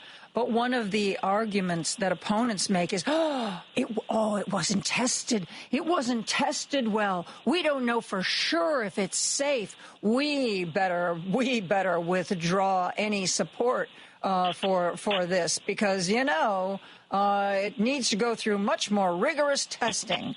I mean, do they expect people to believe that? I mean, does anybody believe that? Well, it's patently false. I mean, the main medication in medication abortion, mifepristone, was once called RU46, or the French abortion pill, back in the 90s, and it came into this country as well. It's been used globally successfully for decades now, and the science is there and it's real. But we've seen tactics to scare women, calling it chemical abortion, saying it causes hemorrhaging, all these kinds of things. And the reality is that it is one of the safest, if not the safest, methods of abortion. And the thing about abortion also is that pregnancy isn't very safe. For those who've gone through pregnancy, they know it's a full body experience and things. And we don't try to scare women away from pregnancy because of the health risks and the high blood pressure and all those kinds of things. But as soon as there's a safe and easy to use method of abortion, which means that you don't have to go to a clinic and be harassed and face protesters, those kinds of things. It's affordable, and it's something that women are going to use either way. And one of the things that we do at ACT is we really work to make sure that it's a doctor or other advanced care practitioner who is sending you your pills, who's doing the proper medical screening, who's there to answer questions, through telemedicine or through a phone hotline in case a woman has questions or concerns. We don't want people just, going anywhere to get their pills because it's the World Wide Web can be a good place, and it's also, there's a lot of risks there. So we're really work to support these healthcare professionals to make sure that the patient has a really positive experience. I'm curious, how do you get the word out about your group And how do you contact the people who could use your services? Well, we are actually not a provider ourselves of healthcare. We support the providers who do, and there are several different groups within the United States, some telemedicine providers who only serve within their state, others that go to all 50 states, and some who are regional. So there are many different practices, and there are websites that are set up simply to direct women to the providers themselves. Plan C is a very popular one. I need an A, as in I need an abortion. And so they are the ones who get the word out. We work directly with the medical professionals. We're kind of the professional medical organization for the abortion providers, as well as offering them medical malpractice insurance and legal representation. And we do a lot of policy work and some lobbying to try to get the laws to be more conducive towards supporting telemedicine as an option for those who want it. Here in the state of Illinois, Planned Parenthood this week announced that there were 4 clinics that they were closing, and they cited a number of reasons, but rising insurance costs was one of them. Is this a problem for a lot of people? Rising insurance costs are a problem all throughout healthcare and certainly for medical providers. And what we found when we looked at what was an impediment to people opening a telemedicine providing a clinic, a virtual clinic, was that they didn't have malpractice insurance. So we started a malpractice group. We offer very low-cost malpractice insurance to our membership. And with that, they are protected for doing telemedicine across state lines. Illinois does not have a shield law for its providers of telemedicine, which means that if you are wanting to become a telemedicine provider using your Illinois license, the state won't provide the kinds of protections against criminal extradition or civil lawsuits or license censorship. We would love for Illinois to join the other 8 states that have provided these protections, because Illinois has been providing a lot of services for women who are traveling from areas as far away as the Mississippi Delta and other states where there are barely have access to contraception but have a full ban on abortion. So for Illinois to join in the shield law states, I think would really help to offset some of the loss of clinics closing, because you could send the medications to people instead of having them travel, and you can serve a pretty big number of women fairly easily through telemedicine without anybody having to travel. Well, I am now going to make a note of that. And when I talk to Illinois state legislators on this radio show, I'm going to ask them, is anybody working on that? Who's co-sponsoring that?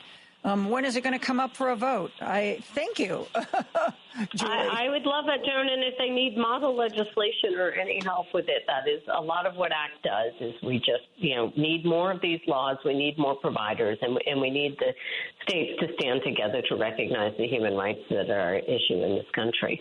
Well, if they request that, I will tell them, regardless of whether or not they request it, that it's available there. Julie, thank you so much for joining us. Julie Kay, co-author of Controlling Women, What We Must Do Now to Save Reproductive Freedom. She wrote it with Catherine Colbert. She's also part of an organization called Abortion Coalition of Telemedicine. Thank you, Julie, for being here. It's a real pleasure. My pleasure. Thank you, Joan. We're going to take a break for news and be back with more after this. Remember, when you get to work, to hop over to WCPT820.com or the TuneIn Radio app and stream The Stephanie Miller Show. Weekdays 8 to 11 a.m. on Chicago's Progressive Talk, where facts matter. Because facts matter. You're listening to WCPT 820. It's time for Joan Esposito. Live, local, and progressive. I want somebody who's passionate. I want somebody who can talk to people like a real person, who can make people feel things, who can make people want to follow them. It's time for Joan Esposito on WCPT 820, Chicago's Progressive Talk. A couple of things I want to share with you.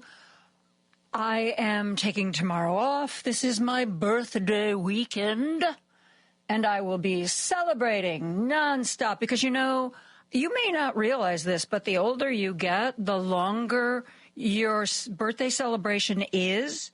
It can extend up to an entire month. I'm just, I don't make the rules. I'm just telling you. Anyway, I'm going to be off tomorrow, and one of your favorites, North Central College political science professor William Muck, is going to be here. He is always a delight to have on the radio and to have filling in for me, and I am very glad that he will be here. You know, a couple of things that I didn't get to earlier, I'd like to try to squeeze in now. I told you earlier that former Capitol Police Officer Michael Fanone was talking about how worried he was for himself and his family, his mother, especially now that the pardons have been issued and that people who literally tried to kill him have been freed.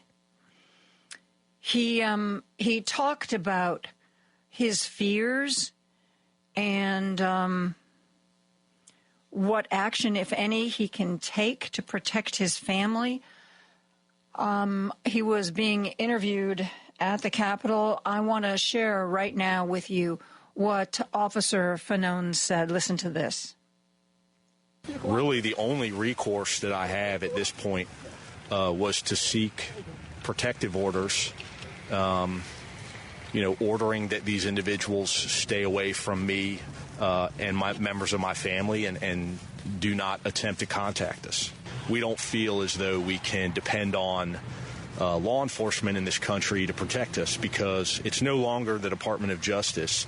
It's Donald Trump's Department of Justice. These law enforcement agencies, these police departments, are no longer these independent bodies. They now work for Donald Trump. But a piece of paper does absolutely nothing to protect me and my family. And I don't even know if they're going to grant these protective orders. I mean, at the end of the day, these guys have already shown a propensity for violence. They almost killed me on January 6th, and now they're free. And as I told you this morning in the Washington Post, I read that indeed it looks like Michael Fanone is not going to get that protective order for him and his family because he was told that since the pardons have gone through, that there was no crime. Because there was no crime, he cannot be a victim. So none of what was done against him can be used in a court filing requesting an order of protection. So, like I said, I don't understand how anybody who backs the blue could have supported Donald Trump because he told us he was going to free these people who tried to beat police officers to death, and he has done it.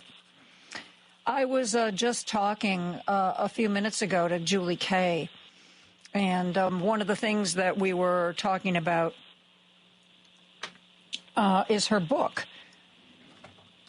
Her book is called Controlling Women, and it has to do with the assault on women's reproductive freedom and some things that women can do to fight that fight.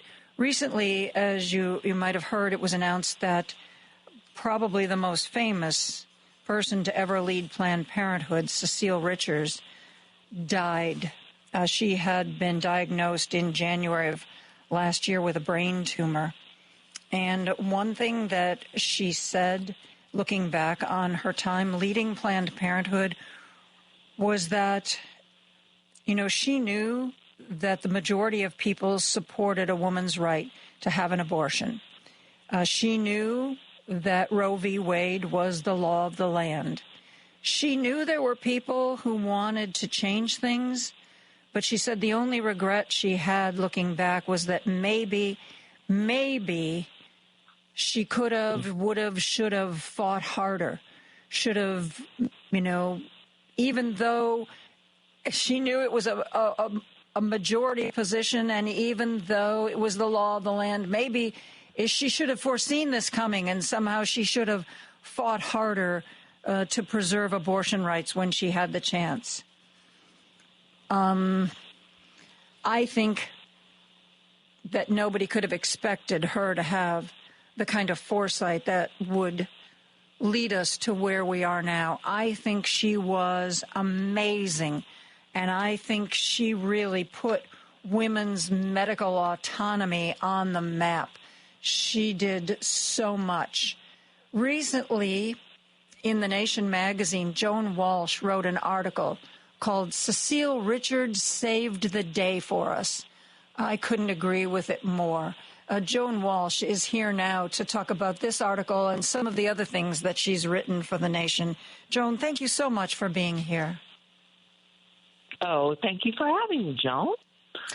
Tell the audience, if you would, what you wrote about Cecile Richards and why you wrote it. Well, I wrote it because I love her, and I'm not even going to pull back from that. I just do. And that has to be said because I was on vacation. So, you know, when you come back from vacation to do a story, you know, you love that story or you love that person. So I did do that. But, you know, I feel like what I have learned from Cecile over the last 10 years, basically, is just how to keep, I don't like the word reinvent yourself because that means, it sounds like you're not authentic, but just go into your new phase, you know, and Cecile did that, you know, leaving Planned Parenthood and then co-founding Supermajority, and then co-founding Abortion in America and the Charlie chatbot.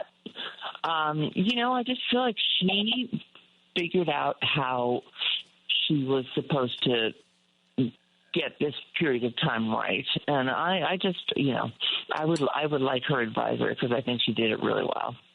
I think she was amazing. I was a great admirer of her mother, Texas Governor Ann Richards.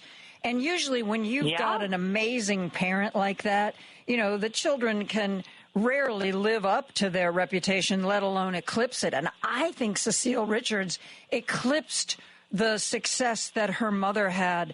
And she was such an influence, and she was so articulate. You know, you'd think to yourself after you heard her speak, man, yes, that's it. That's exactly how I feel, Cecile. Thank you for putting it into words. Right. Mm-hmm. Right. I mean, maybe I'm a little bit older than you, Joan, but I just wouldn't say, I mean, I think that Ann Richards, for my generation, was just irreplaceable. So I feel like Cecile in her generation came up and they tied each other.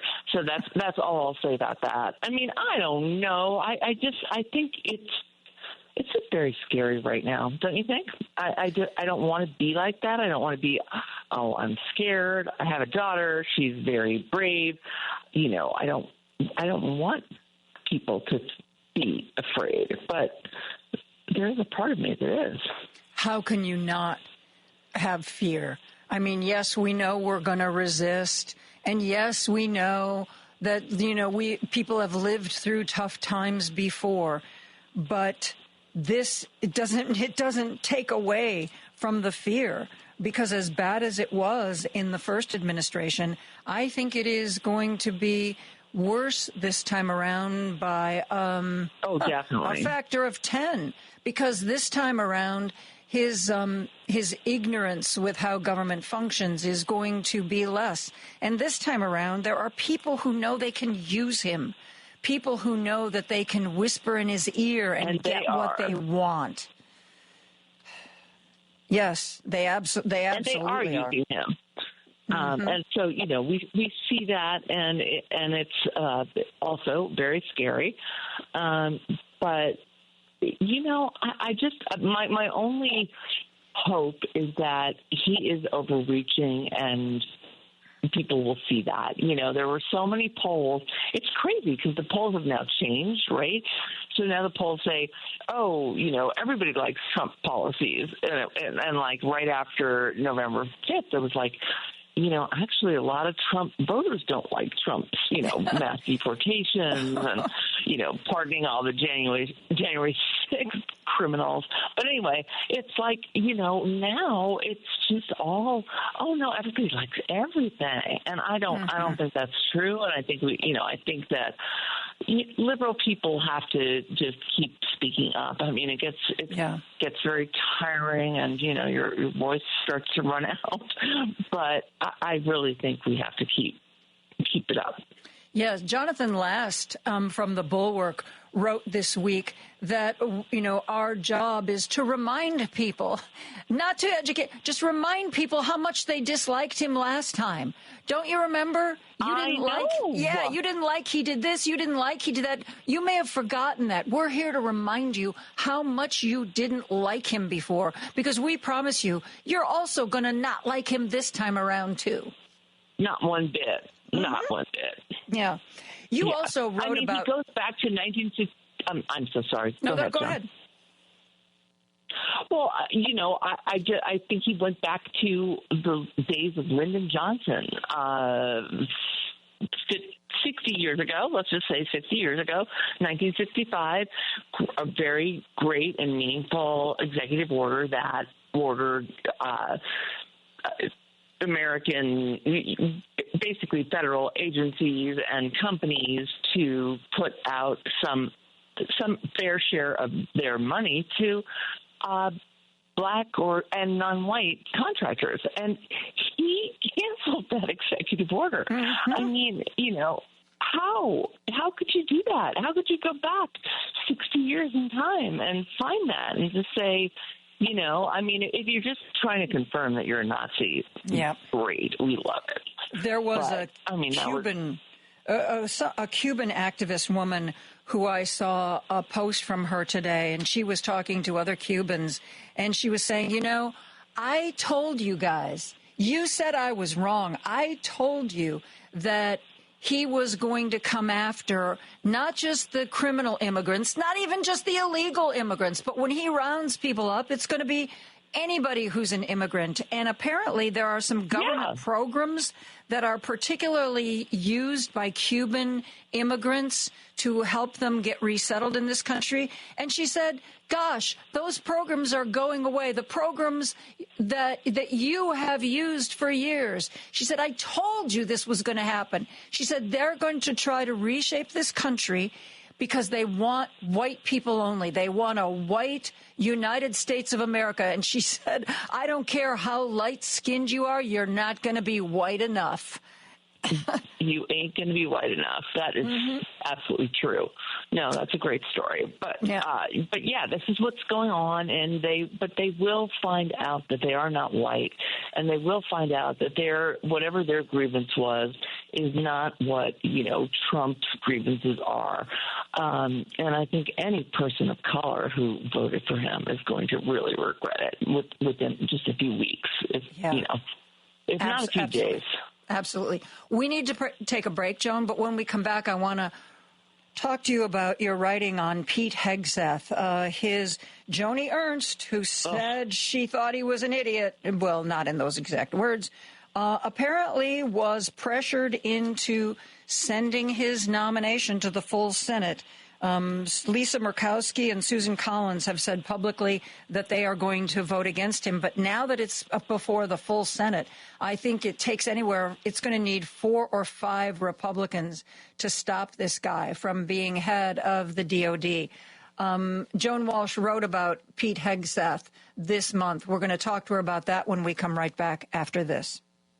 Take Joan Esposito, live, local, and progressive, with you on the go by using the TuneIn app on your phone. Just search for WCPT 820.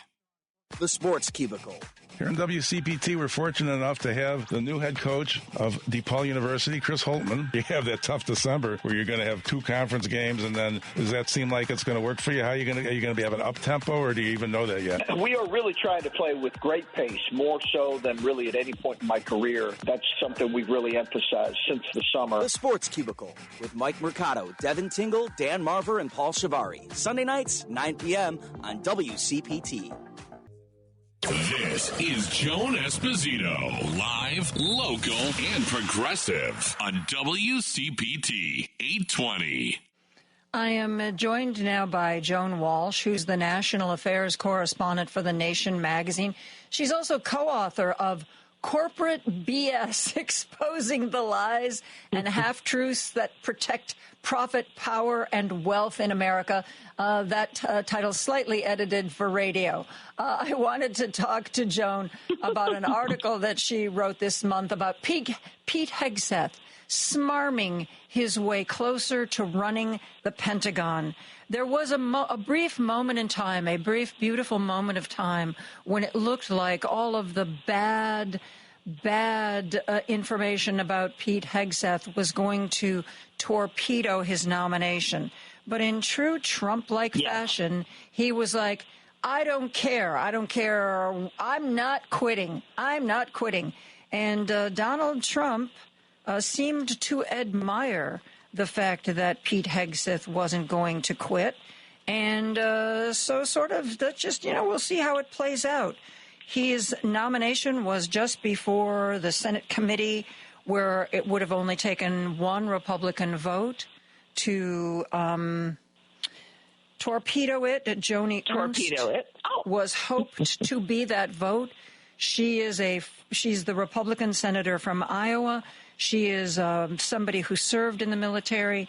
She is somebody who clearly made her disgust and displeasure with this nomination very clear to the media in the early days, but somebody got to her, and she made the announcement that she was not going to stop his nomination from leaving the committee to go before the entire Senate, where now it will take more Republican votes to get rid of him. There are 2 already, Lisa Murkowski and Susan Collins, but they are the only 2 who so far have said that they are going to vote against him. And the fact that this man could be leading our military, I don't have adjectives, Joan, to describe the revulsion and disgust I feel at this moment in time. Tell the audience about what you wrote. Well, he is just really somebody who has, as many wealthy white men do, he has failed upwards because he's had a couple of apparently rough stints, and 2 major news organizations publish this. He's had rough stints at some, supposedly great or set up by the right-wing welfare, as you know. They got rid of him because he spent a lot of money and didn't get a lot done, basically. And then there's also all of these allegations about very, very, public drunkenness, public abrasiveness, public anti-Muslim slurs. So I think that all of this is really terrible, but the Republicans have been acting like it's not. But his sister-in-law just weighed in, and his mom weighed in, remember? Several months ago, his mom had sent an email like, oh, dear son, please don't be such a horrible person to your wife. Yeah. Please don't be an abuser and stop drinking. And then the mom said she didn't send it, but, we all knew she did it. And I think that this new development with his former sister-in-law, I don't know. We've lived through this, Joan. We lived through how Christine Blasey Ford didn't change anything for Brett Kavanaugh. So I can't say that this is going to really change it, but it did get the 2 Republican women who often side, but not always, side with Democrats off the sidelines. And I think that will mean that they can get a couple more Republicans against Hegseth. John Curtis from Utah, the new Mitt Romney, and Mitch McConnell doesn't like him. So it could happen. Oh, I want to leave our listeners knowing that. Oh, there you go again, spreading hope, Joan. Oh, I know. I'm a hope monger. Well, I would love to believe that you're right. I think that I know that if you speak to them privately, there's more than 4 or 5 Republican senators who think that this man is unfit to be in this job. Oh, God. But yes. The question is, this early in the game, this isn't after the midterms when Trump will be a true lame duck. This is still early enough when he and Elon could make some people's lives difficult. It takes a lot of bravery. They scared off Joni Ernst. Mm-hmm. Yep. They did that to Joni Ernst, I truly believe she would have come out against Hegseth if, Elon hadn't said that. So, there are going to be a lot of people like that. So, anyway. And there have been a few Republicans. We will keep checking back. Yeah. There have been a few Republicans who've said, when asked about these several cabinet nominations where people are clearly unfit, and the response was, well, I believe that a president should be able to choose their own cabinet. So pretty much it doesn't matter to me who he chooses because that's really, his right. If there's people he wants, he should have those people. That should be something that a president's allowed to do. I think we're going to hear a lot of tap dancing. I think it's going to be really hard to hear over the tap dancing that's coming our way. I agree. I think it's going to be very wild and not very good for them, although not very good for a lot of people we care about either. So it's going to be very much mixed, but they are going to mess up in a big way. Yeah. You also, I think this was in December, you wrote about what I like to refer to as doggy. My listeners say I should call it dodgy. Donald Trump calls it Doge, this government pseudo effort to cut waste that it was either the Wall Street Journal or the Washington Post had exclusive reporting that part of the reason Vivek left to go run for governor of Ohio was because he and Elon really did not see eye to eye. And people were starting to think that Vivek Ramaswamy was somehow working under Elon Musk, was not a co-leader, but was indeed some kind of subordinate. And, talk about what you wrote about dodgy, doggy, doge. Doge. I mean, it is really a disgusting project, and we know that the real waste in our tax and resource system is not taxing the super wealthy, of which we have so many more than when, Republican Dwight Eisenhower taxed them at their, marginal tax rate at 90-something%. We have so many more than we did then, and we could be bringing in so many resources to do so many great things for our children and elders and everyone in between who needs some help. So it's just like I can't keep believing that we're having to fight these battles, but we are, Joan, right? Yes, indeed, we are. And I think that there's going to be a fire hose of chaos. And I think that buying Greenland is going to be the least of it.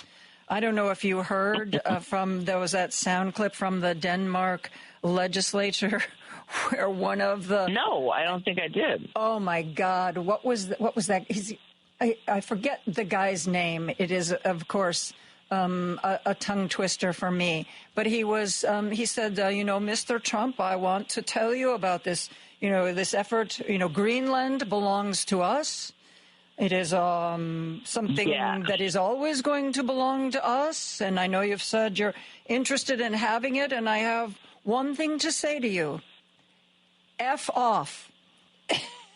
And then he he said this in the legislature, and then the head of the parliament was like, we don't talk like that here. We don't use that kind of language. But I thought, great. Finally, somebody just letting rip. I literally did not hear about that, but I'm really happy to hear about it. And, we both know there are, many independence movements in Greenland. They don't even want to be part of Denmark, let alone, us. But anyway, it's so stupid because, there are things that could be done, and we do have like major defense relationships with them. So that should be something, you could just decide to build on. If you're, if you or I, Joan, were ever elected president, maybe we would just get kind of quiet and say, I'm just going to call the president of Greenland and just talk to him about what he's thinking about. But this guy doesn't, he doesn't do that. He just plants his foot on these, Well, he is very good people at creating clickbait that the media will go after sometimes so that they don't pay attention. Like that was right around the time we were wondering if we were going to see any kind of report from Jack Smith, and there were some serious things going on. And all of a sudden, Don Jr. is showing up in Greenland, and everybody can't get enough of it. By the way, the politician was Anders Vistisen. Anders Vistisen was the one who wanted Donald Trump to know that hands off Greenland. Joan, we never have enough time. Thank you so much for joining us. I enjoy talking to you, and I enjoy reading your stuff in The Nation so much. Thank you, Joan. I really appreciate it. I'll be back with you soon, I hope. I hope so, too. We are going to take a break. We'll be back with more after this. If you've missed any of today's show, you can listen on Spotify, Apple Podcasts, TuneIn, iHeartRadio, YouTube, Amazon, or HeartlandSignal.com. Just search for Joan Esposito. Live, local, and progressive. This is Chicago's Progressive Talk, 820 AM, WCPT Willow Springs, and online at WCPT820.com, where facts matter. Now back to Joan Esposito, live, local, and progressive on WCPT 820. We had a really positive thing happen. We're getting ready right now to do Pet of the Month. Normally we do it on Friday, but as I told you, I'm taking a long weekend for my birthday, so we are doing it today. And we had to do a last-minute pet change. Woohoo! Because the original Pet of the Month got adopted.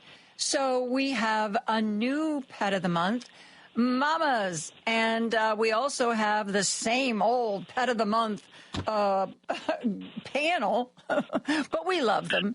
Craig Bodagoski from Mark Drugs and Darlene Duggan, President and CEO of Anti-Cruelty. So welcome to 2025, my friends. I hope that it's going to be a wonderful year and that we get some spay-neuter programs established across this country, because I think that owning a dog, adopting a dog, should be something that is so special. I would love to see the pipeline of strays and puppy mill dogs dry up so completely that adopting a dog was like something you had to prepare for and spend months filling out the paperwork to see if you were worthy. That would be a world I would want to live in. Darlene, how are things going at Anti-Cruelty, and how are you? Hi, Joan. Thank you. I am doing well, and Happy New Year to you and all of your listeners. And yes, alas, here we are, 2025, and we've got a great dog to talk about today. So I'm so excited to tell everybody about Mamas. And whatever living situation that you've just dreamed up, I concur, and I will join you in that utopia. Yes, really. So I know Mamas was found as a stray, and somebody found her and brought her to Anti-Cruelty. And I love when people, I mean, I understand that owner surrenders are very difficult and sometimes necessary. And I really appreciate when those people are brave enough to bring their pet to a shelter. But it takes a special kind of person to see a stray, to find them, and actually get them to a safe place. And I believe a Good Samaritan brought Mamas in. Yes, you're absolutely right. And they went above and beyond. And it really is an example of the community being a partner for anti-cruelty. So someone found Mamas actually lying in a backyard in a residential area within the city of Chicago. And they thought she was actually injured because she wasn't really moving and not really responsive. So they did the right thing and they got her to a veterinarian right away, and they looked her over and kind of gave her, a good examination, and just found there was nothing really wrong with her. She probably was just exhausted. So that person actually took her home and kept her for a month until we were able to accept her into the shelter. We are an open admissions shelter, which means that we will take any animal in any condition. But oftentimes, if we are trying to balance our population or trying to manage our population, we'll work with owners or stray finders to see if they can hold on to the animals for just a little bit until we have an open and available kennel. And that's just what happened. And that really allowed us and our staff time to move some of the other animals in our care through our system and out the door and into adoptive homes, so that we can best take care of Mamas. So the person that found her had her for about a month and then brought her into anti-cruelty, and now here she is, and we're hoping for her to be in a home soon and being given the royal treatment that she deserves. Craig, in the description for Mamas, it said that she gets chronic ear infections, and I know that's a problem that a lot of dogs and even some cats have. What is available by prescription or over the counter to help pets like this? Oh, yeah. Happy New Year, Joan. And I'll get into that in just a moment. But I do want to highlight this example about the Good Samaritan who brought Mamas in. And at the time, anti-cruelty couldn't handle them, but they gave them the support that they needed with the assurance that ultimately they're going to, move mountains to make sure that Mamas gets into anti-cruelty and has a good chance at being adopted. So that's the type of agency you're working with when you decide to adopt from anti-cruelty, an organization that is dedicated to working with you to make sure that this particular animal, whether you're the adopter or you unfortunately have to, you have to give up the animal for whatever reason, they're here to work with you to make sure that we have the best outcomes. Now, going back to Mamas, a beautiful dog, and one that, of course, has some chronic conditions as far as the recurring ear infections.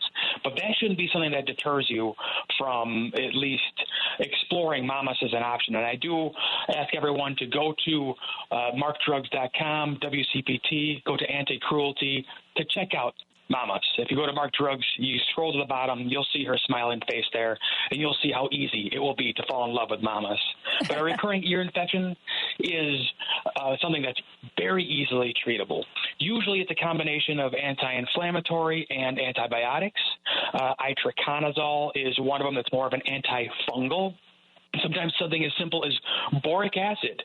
We use boric acid around the household for a number of different things, but we formulated boric acid puffer, something that actually just sprays a puff of powder. So it's not even a liquid. It's a powder that you just spray or puff into the dog's ear, and since it's a very fine mist, it actually coats the entire inside of the outer ear, inside the ear flap.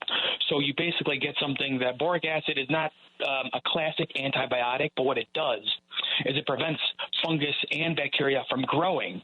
And in the meantime, the patient, in this case, this canine, their immune system kicks in and helps take care of the infection. And this is especially useful when it comes to recurrent infections. You want to prevent it from getting past a certain threshold where it becomes painful.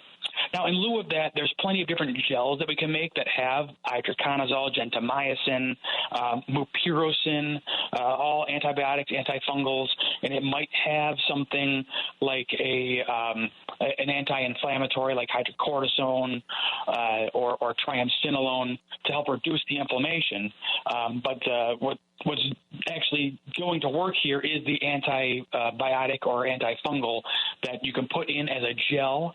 There's even a certain type of gel that we can use called Floronic Organogel. I'm not going to spell it for you, but essentially that's okay. We wouldn't remember anyway. But what's cool about this stuff, it has the exact opposite characteristics that you would think. When it's cold, it's a liquid. When it's warm, it's a solid. So the exact opposite of what happens in your refrigerator. Yeah, so what's nice is you put it in the fridge, you draw it up in a syringe, and remember, it's in the fridge, it's cold, it's liquid.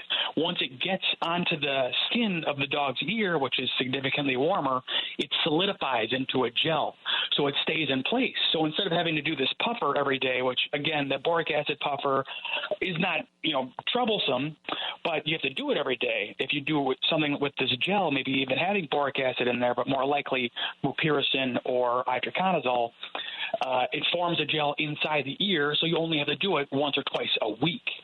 And that could be it. Something like that gel that I'm speaking of would be for putting out the fire. She has an active infection, you put that out and you take care of it. In the long run, maybe using something like the boric acid puffer a couple times a week to prevent it from coming back. Remember, boric acid doesn't kill bacteria or yeast, but it prevents it from growing.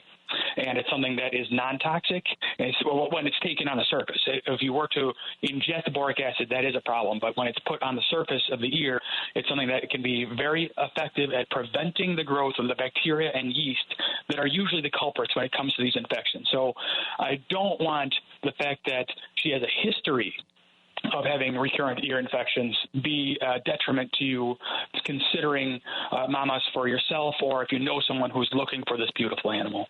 It's something that's very easily treatable, and especially if you are very aware about the symptoms of what happens when they have active ear infections, how they kind of rub that particular ear, usually kind of rubbing it into the ground or into a couch pillow or something like that. And you can be on the lookout for those symptoms and treat it initially right away, and then maybe have a game plan to, once or twice a week, use a gel or use a puffer to actually keep the infection at bay. Guys, we need to take a break. I'm speaking with Darlene Duggan, who's the president and CEO of Anti-Cruelty, Craig Badagowski from Mark Drugs. This is our sponsored Pet of the Month segment, and Mamas is our dog. We will be right back after this. WCPT 820, Chicago's Progressive Talk, where facts matter. Hey, if you are a financial planner, a CPA, divorce attorney, or even, a listener, if you want to know why your mortgage professional hasn't returned your call, they might be out of business. More than 165,000 mortgage professionals didn't renew their licenses over the last couple of years. So if you want to buy a new home or refinance a home, you should do what I did. Call Team Hochberg. Team Hochberg has been adding loan officers. They are stronger than ever, and they love to earn your business. And I want to let you know that this coming Monday, David Hochberg is going to be joining me for an hour. He will be answering your questions, as he always does. So probably not over the weekend, because I might not see it, but starting Monday, text me your questions for David Hochberg. We'll open the phone lines as well, but let me know if you have a question you would like me to ask him. So let's review what I was saying before. In the last 2 years, a lot of mortgage companies have closed, but Team Hochberg has expanded and is stronger than ever. So give them a call, 855-563-2843, or go online on your computer, 56david.com. That number again, 855-563-2843, or online, 56david.com. Lower.com, equal housing lender, NMLS 1124061. Joan Esposito, live, local, and progressive. Every weekday afternoon from 2 to 5 p.m. on WCPT 820. This is our Pet of the Month segment. Mamas is our dog. She is adoptable or fosterable from Anti-Cruelty. You can find her picture on our website and on the Mark Drugs website.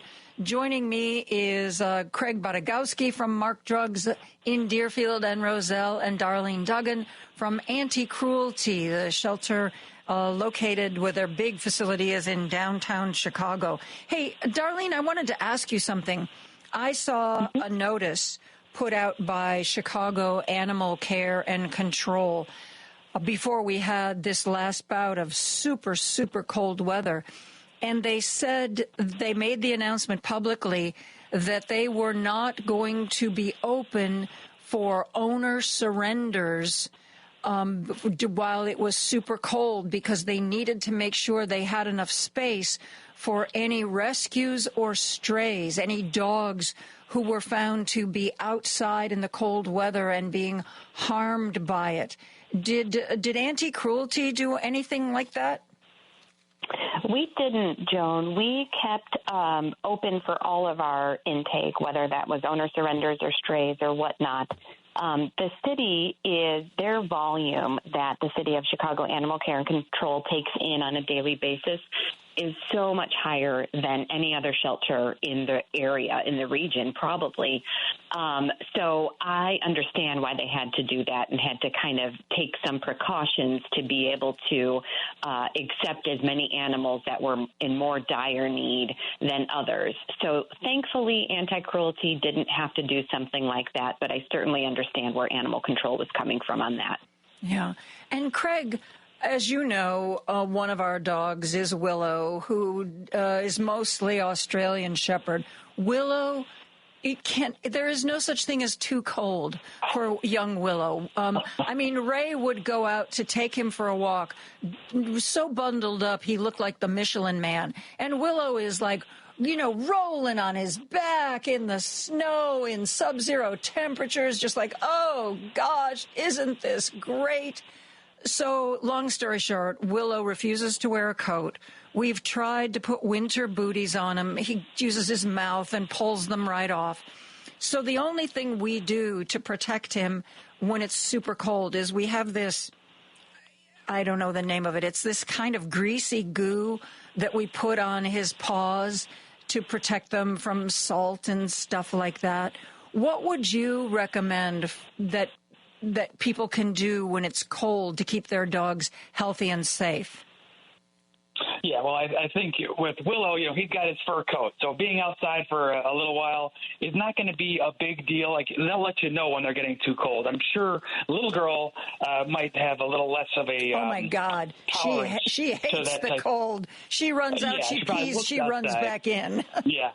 Exactly. But as far as Willow's concerned, and most dogs, I mean, they still got to go outside, and they still and what you're doing with the paws, that's great because it provides a nice little protective layer.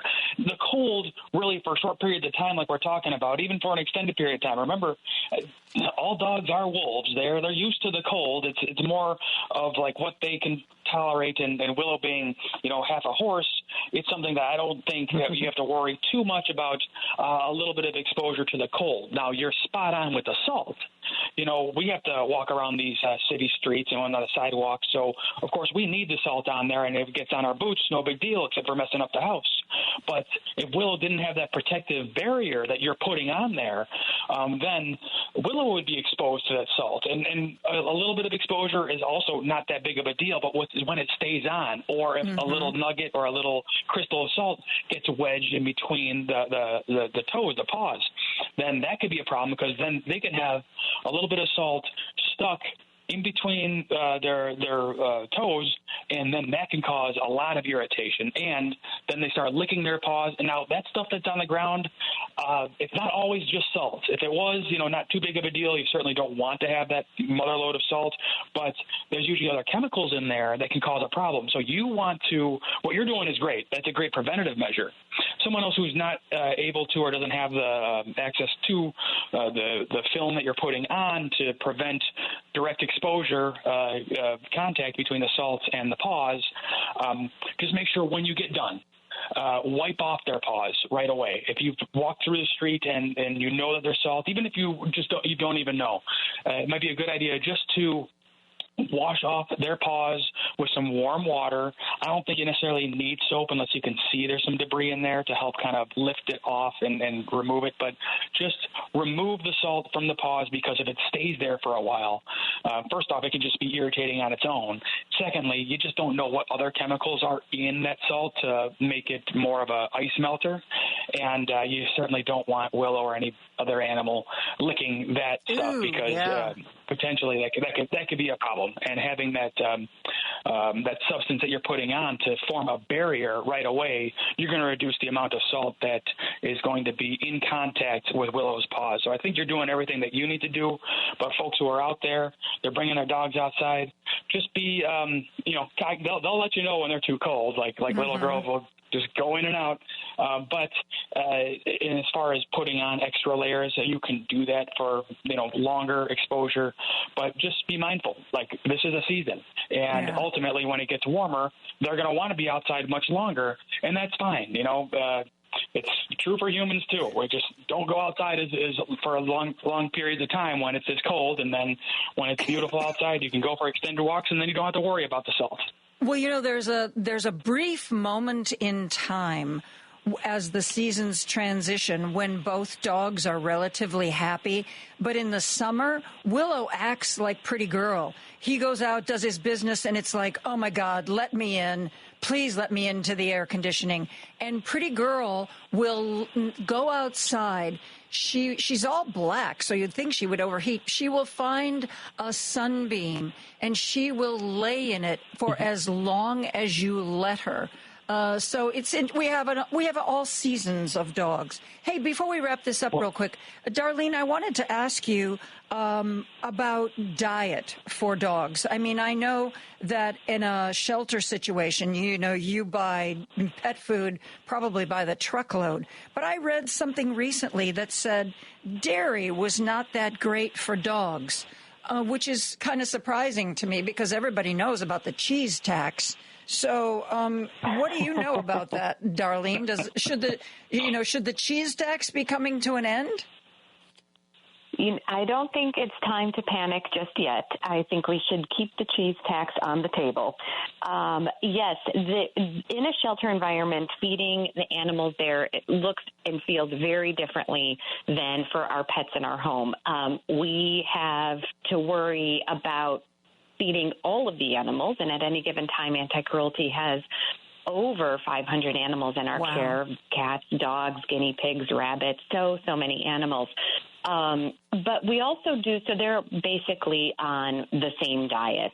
We do, of course, modify that for animals that have special needs or special dietary requirements. But we do have a lot of treating going on because the animals that are in our care are also receiving enrichment. They're receiving training.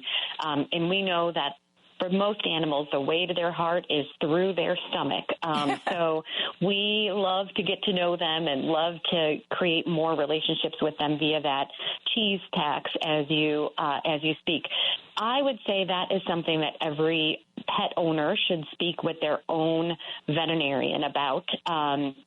If you start noticing allergies or skin scratching or sneezing or loss of fur, then that's something to explore. But I think for the most part, we are okay feeding dairy to our animals or whatever type of cheese products are available. For the most part, it's not in their general food diet. So I think the little bit that they get here and there as a treat shouldn't be a problem for most of the animals. And Craig, I know at Mark Drugs you guys sell things that can be used as treats, but a lot of times they're also homeopathic, or they're designed to make the dog better and healthier. You don't just sell flat out treats. Aren't most of your treats designed to help with something? Yeah, so whether it comes to a prescription drug or even something that might help with the joints, when it comes to like a treat, it's usually some sort of medicated treat. So there are ones that we can make into a beef or chicken or fish flavored treat that gets administered with some medicine. But then over the counter, we do have some lamb flavored CBD nuggets and also some beef flavored glucosamine chondroitin combination called Glycoflex. And that's something that's typically for aging dogs, but they can be started on it at any age, where especially if you know that they have a predisposition to joint discomfort. So, yeah, a number of different treats are available at Mark Drugs, but not strictly treats. They are usually medicated with a prescription or have some sort of over-the-counter product that might have a benefit like the CBD or the MSM and glucosamine. One last thing I'd like to say, Joan, I do see here that Mamas, the adoption fee here, it's $200. Well, as a late Christmas present, anybody who mentions Mark Drugs and wants to adopt Mamas, well, that $200 is on me. So if you know somebody who would be a great potential forever home for Mamas, all you got to do is reference that you heard this on Joan's show, and I'd be happy to actually pay for that adoption fee because, I was all ready to do this for Rocky, but apparently Rocky didn't need it. That was something that it's a good problem to have when we have these switcheroos at the last minute. But Mamas, she deserves a forever home, just like all these animals that anti-cruelty takes care of. So if you just mention that you heard us, I'm happy to take care of that adoption fee. So don't let the thank you. Yeah. That is just so kind, and what a perfect way to wrap up our segment for today. Craig Badagowski, generous guy, also with Mark Drugs in Deerfield and Roselle, and Darlene Duggan from Anti-Cruelty, President CEO. Like I said, William Muck is going to be in tomorrow for me because I'm taking a 3-day birthday weekend. Not that I'm going to be any older next week. Thank you so much. It is always a pleasure to be here with you, and I know that you will have as much fun with William Muck as you always have with any of our regular hosts. That's it for me. Driving it home with Patty Vasquez is up next. Richard Chu will be here tomorrow at 6 a.m., and I will see you Monday at 2 p.m. Have a great weekend, my friends. Good night.